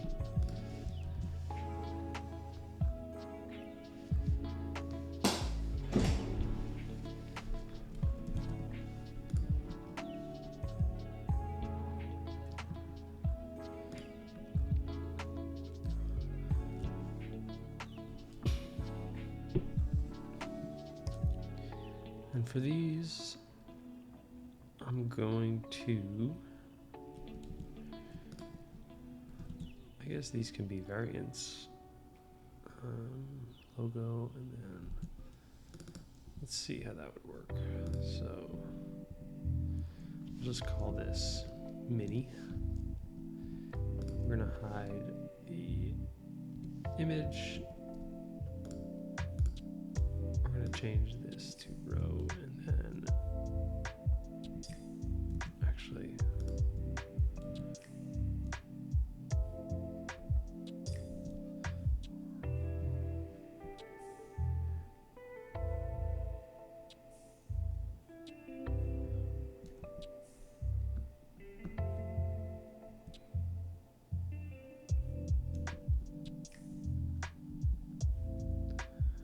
They're all in the same stack, which makes this a little bit tricky, but we could try grid.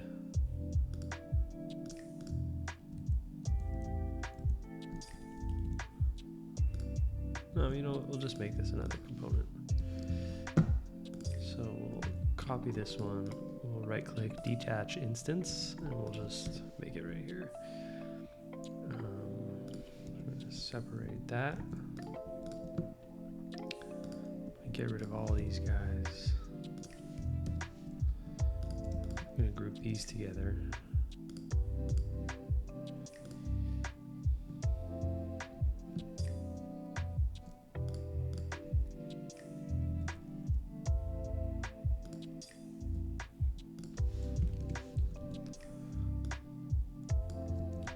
This looks like it uses smaller text, so we'll turn that into paragraph. White. Now, for this one, I'll use button text, which is smaller. I should probably rename that.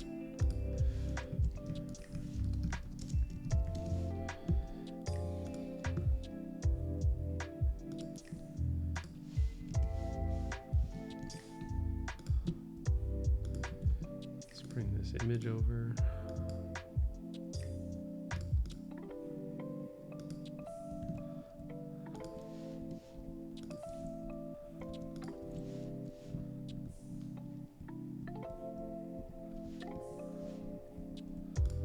I'll decrease the padding.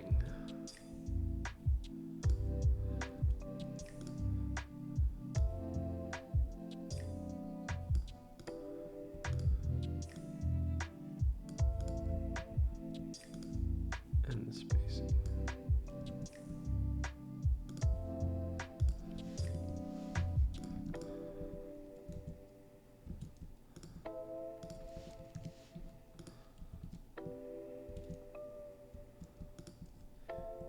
And we'll wrap that, set it to full width, copy this card over. Actually, we'll make this a component.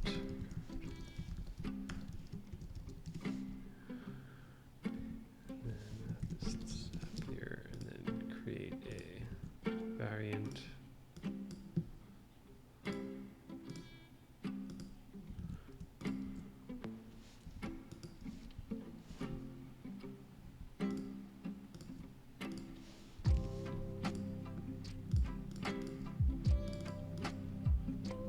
And hide that.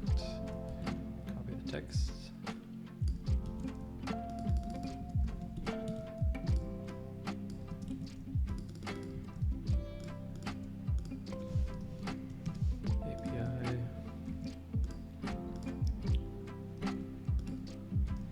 Set both of these to fill and set this variant. There we go. Also increase the gap to 20. We're good to go.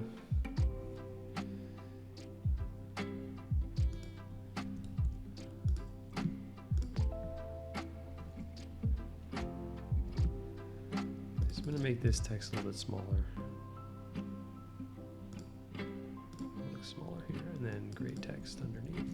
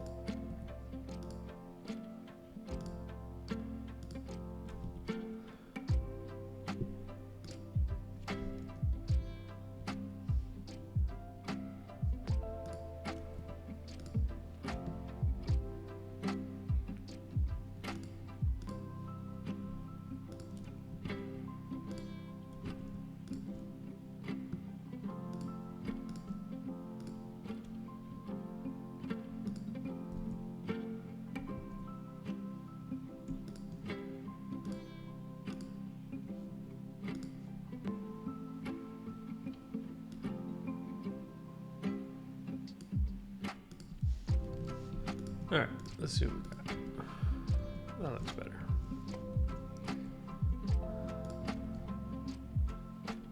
All right, we're making progress, folks. It's not a 5-minute thing, but you can build a pretty sophisticated landing page in just a few short hours.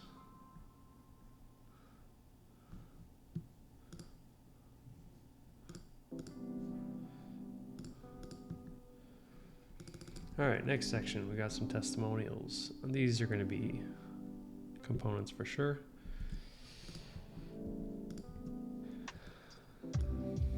Frame, another section.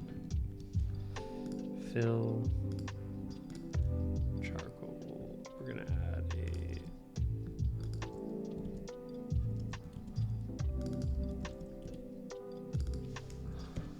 heading. And I'll line this.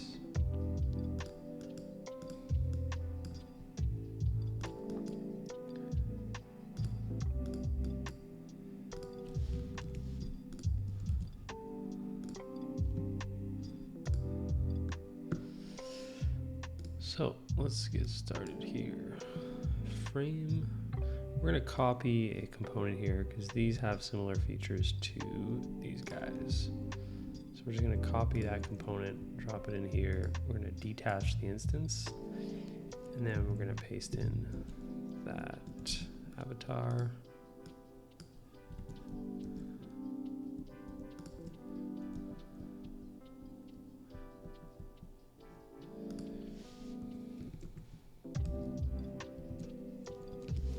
We're going to make this circular, so in the radius we could do 50%. And we're going to move that up.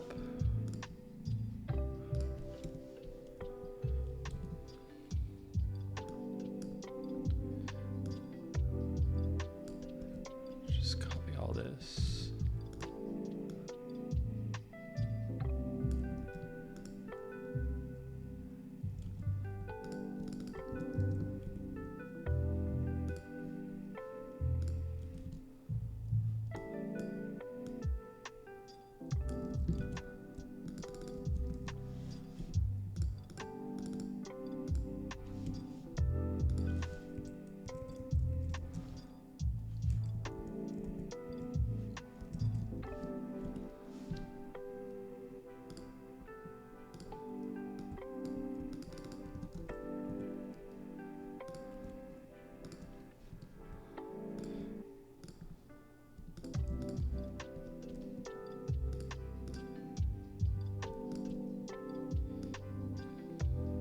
Some spacing.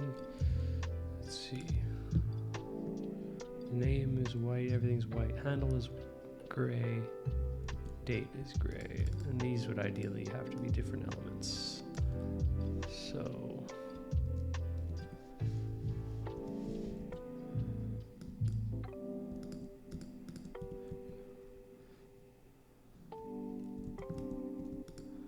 I'm going to create a stack around this guy. Set it to full width, copy that over, and separate some elements here. Username.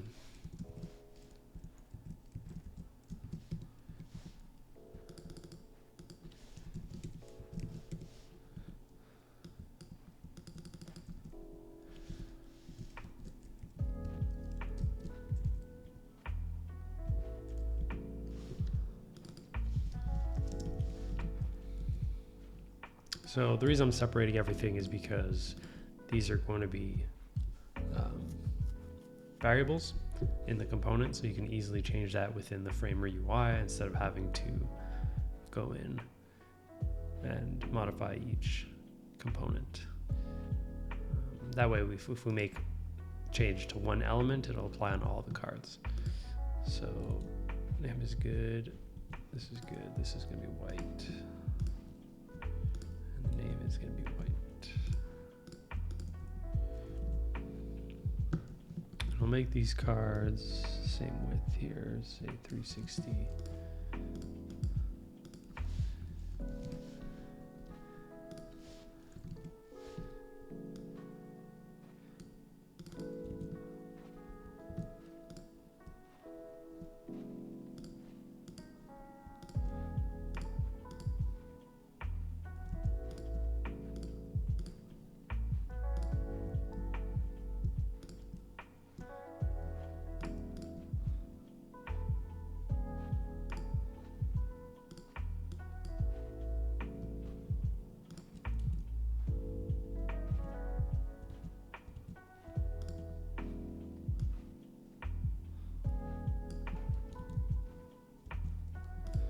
These elements I think are much smaller, so I'm gonna make these.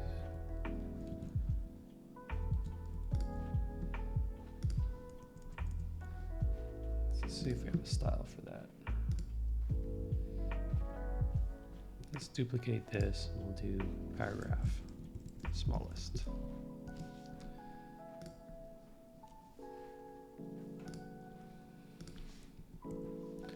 Do these 16, we'll move these breakpoints, and we'll make all these that same paragraph.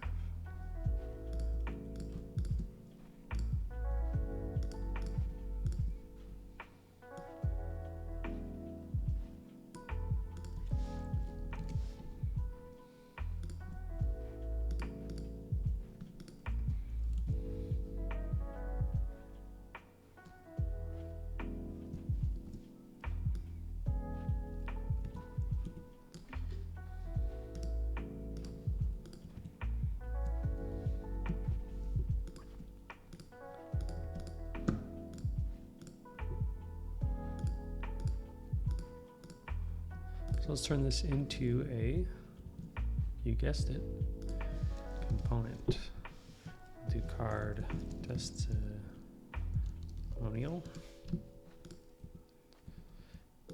We'll add this as a name. Rename this to avatar. Handle.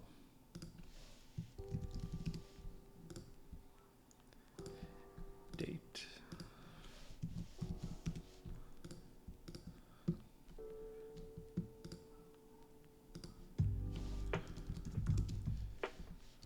Name this quote.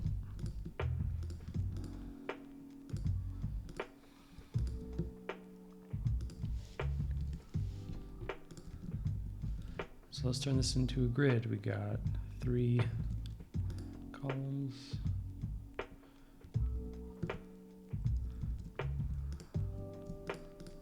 We'll wrap this, set it to our container width, set that to grid, 3 columns. And set all these to,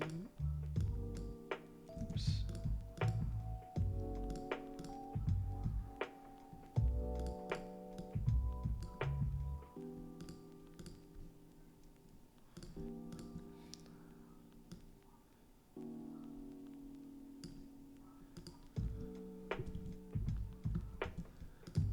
I'm going to change a few things, make the border radius about half the size.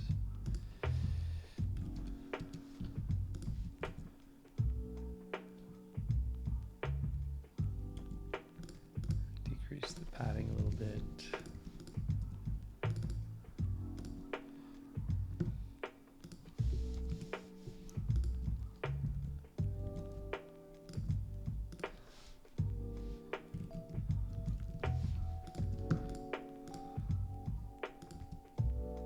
All right, now I'm gonna replace the content on the second card. See how easy it is here. Not sure why the height of this card is still set to auto.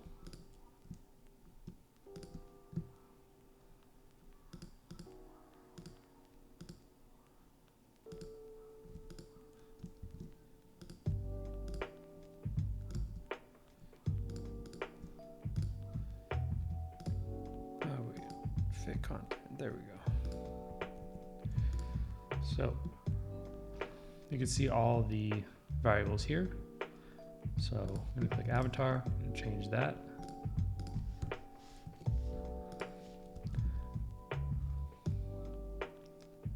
Name, handle, June 22nd.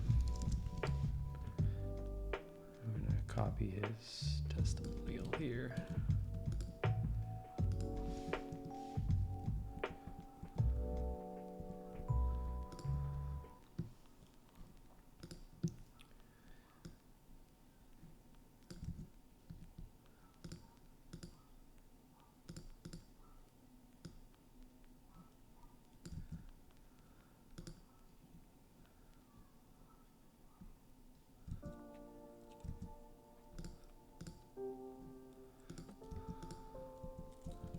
I'm actually not sure you can do this layout with Framer. I could be wrong about that.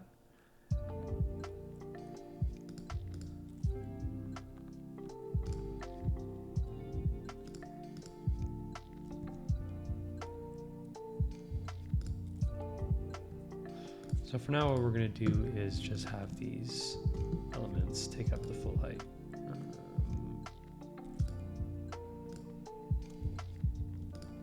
Which we'll do at the end. So I'm just going to go in and replace the content here, so I'll speed this up.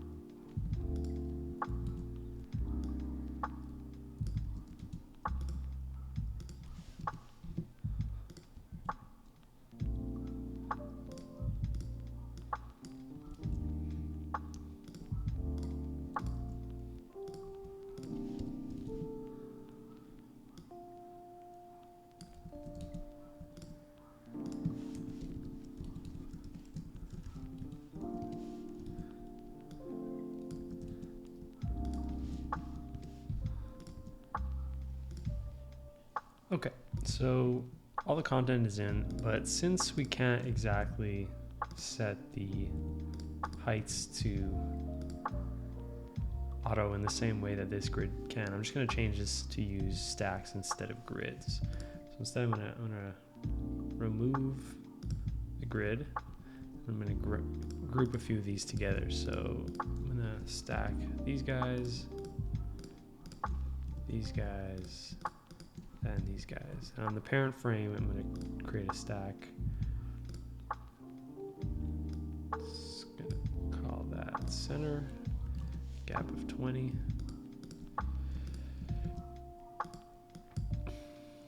Set these to fill. And then on these, I'm going to align them center, gap of 20.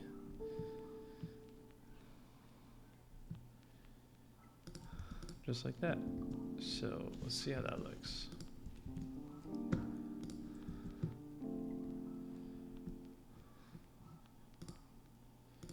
So the text is smaller, so we'll make the small text smaller. But outside of that, it looks pretty good. So benefit of using, oh yeah, another thing, set the width to fill on all these cards so they take up the full width. So yeah, benefit of this component, change it once, apply all these everywhere.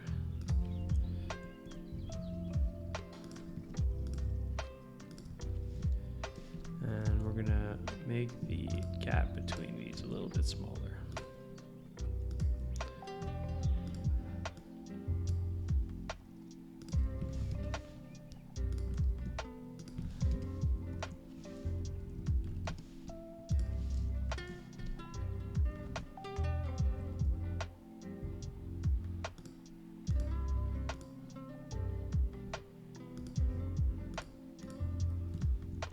Looks pretty good. I'm going to shorten the gap here. Maybe just remove it, or just add a small one.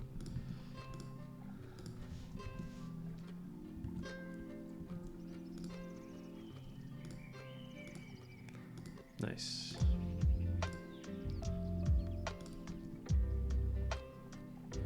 All right. Last two sections here. One primary call to action section, which looks great, and then nice little footer, which should be simple enough. So let's get started. Next section.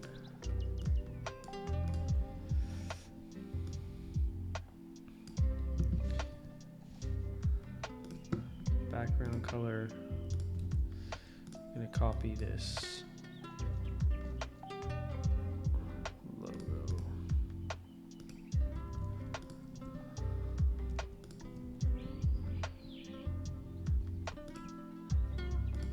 Add a layout, padding of 120.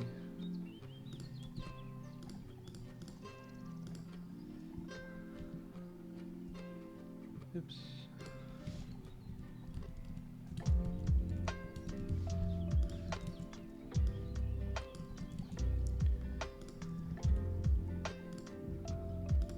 Make this H2.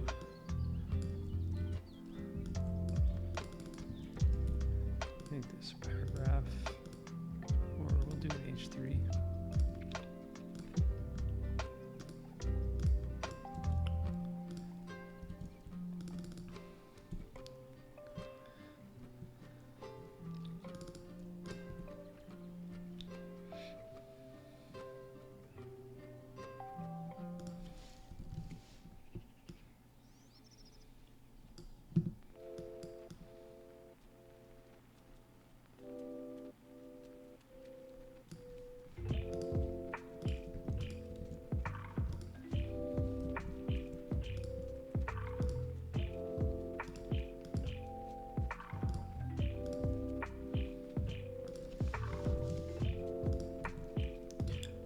Add that button component, which we'll just copy from right here.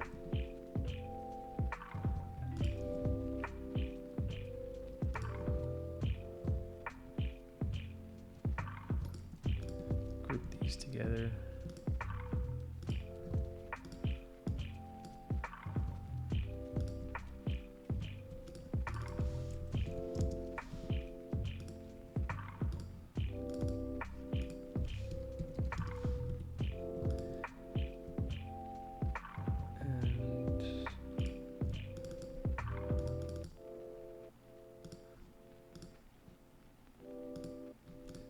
Changed it.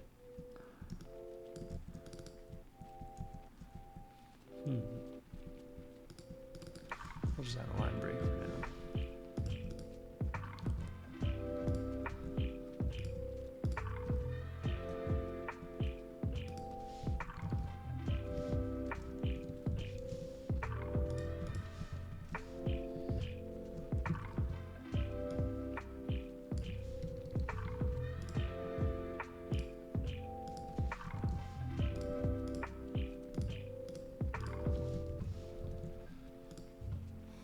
Let's see how that looks. So let's decrease some spacing. And we'll make the heading 2 a little extra bold.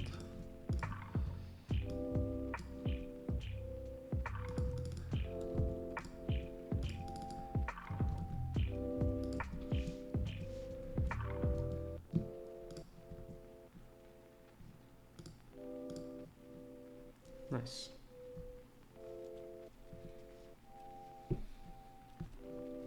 All right, let's get on the footer. So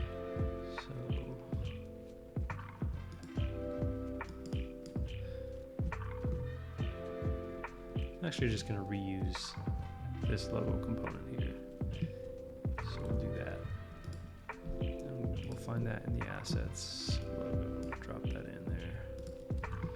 And this follows our container width as well, so I'm going to wrap this 1160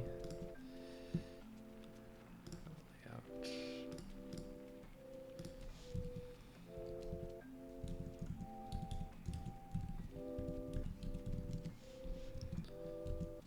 I'll actually add these to 80.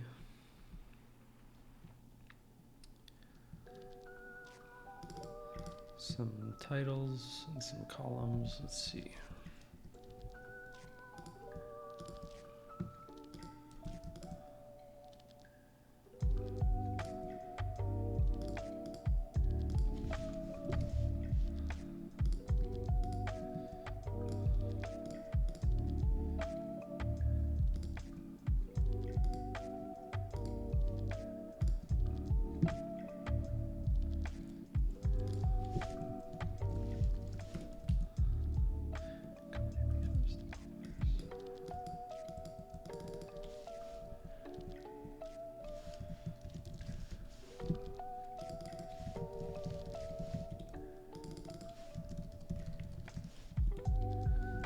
I'm going to wrap each of these.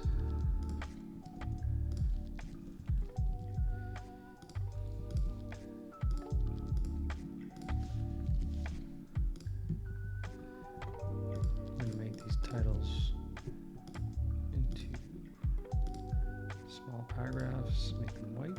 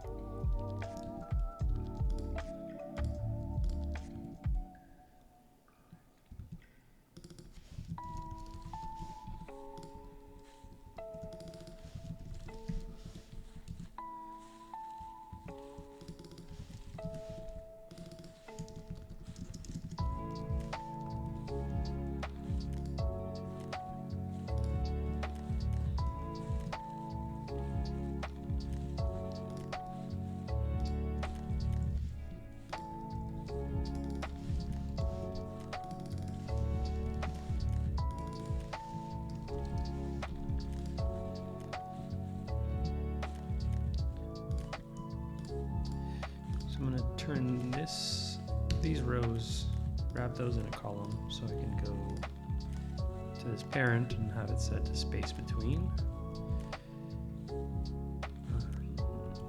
But I'm gonna add a good amount of padding here.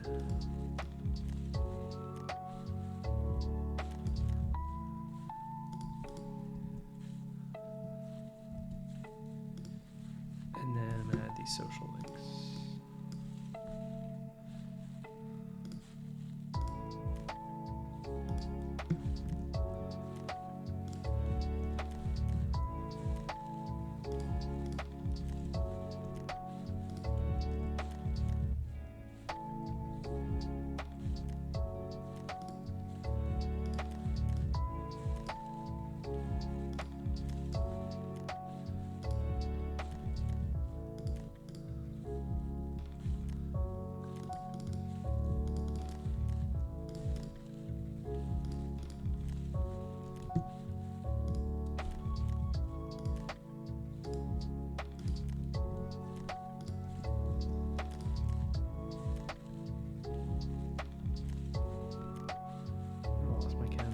Every time I paste something in, for some reason it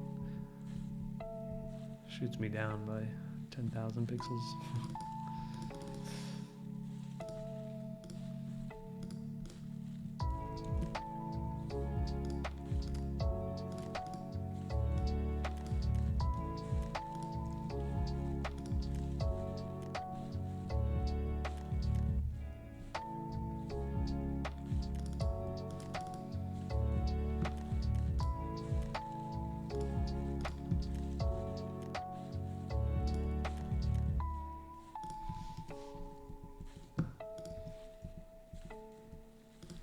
And we're going to remove lots of bottom padding, make that fit content.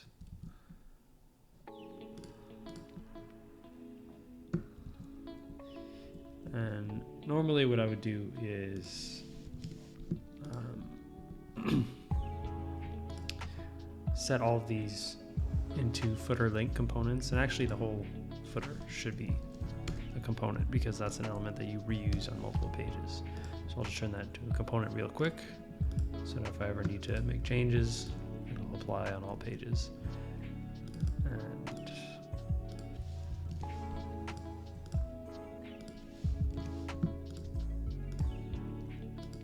And then I'll take the whole desktop frame and then I'll set that height to fit the content.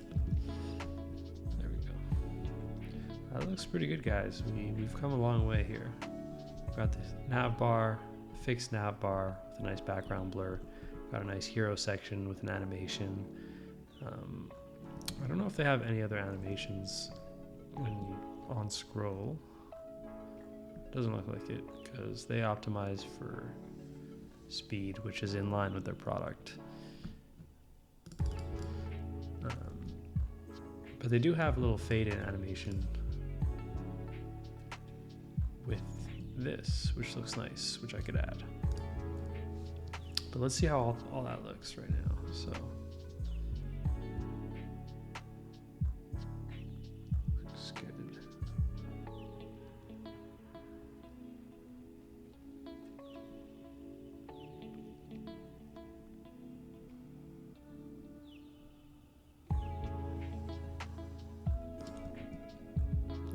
Push the latest changes.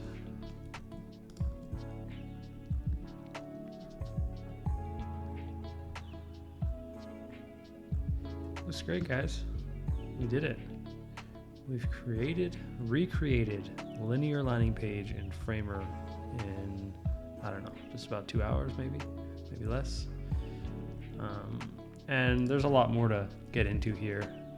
Not going to take care of everything just yet. Before I publish this, I'm probably going to fix the phone breakpoints because as you can see here, it's not responsive out of the box. There's a lot of things that we can add on these desktop breakpoints, like max width. So if I set a max width to this image and lots of images to, let's say, 90%, then that'll work on mobile. So there's a lot of things that I haven't covered, but this wasn't meant to be, a full-fledged course or anything. But I will get into a lot of other details. I will be putting out a lot more content related to Framer, because I do find it quite a game-changing tool for website publishing. I am in the process of redesigning a lot of my projects and my personal website, all with Framer. So you should expect content and videos on that. If you do plan on checking out Framer, I will leave my referral link in the description. So please use that if you do sign up. It'll help support me and these videos. And let me know if there's anything that I missed, and anything that you want to see in the future. I will be going through and making more video content related to my actual raycast setup and how I got this color picker set up and how I can bring confetti on demand like that with a keyboard shortcut, and a whole bunch of other things related to design and tech and so forth. So subscribe if you're interested. Really appreciate you guys being here, and catch you in the next one. Peace.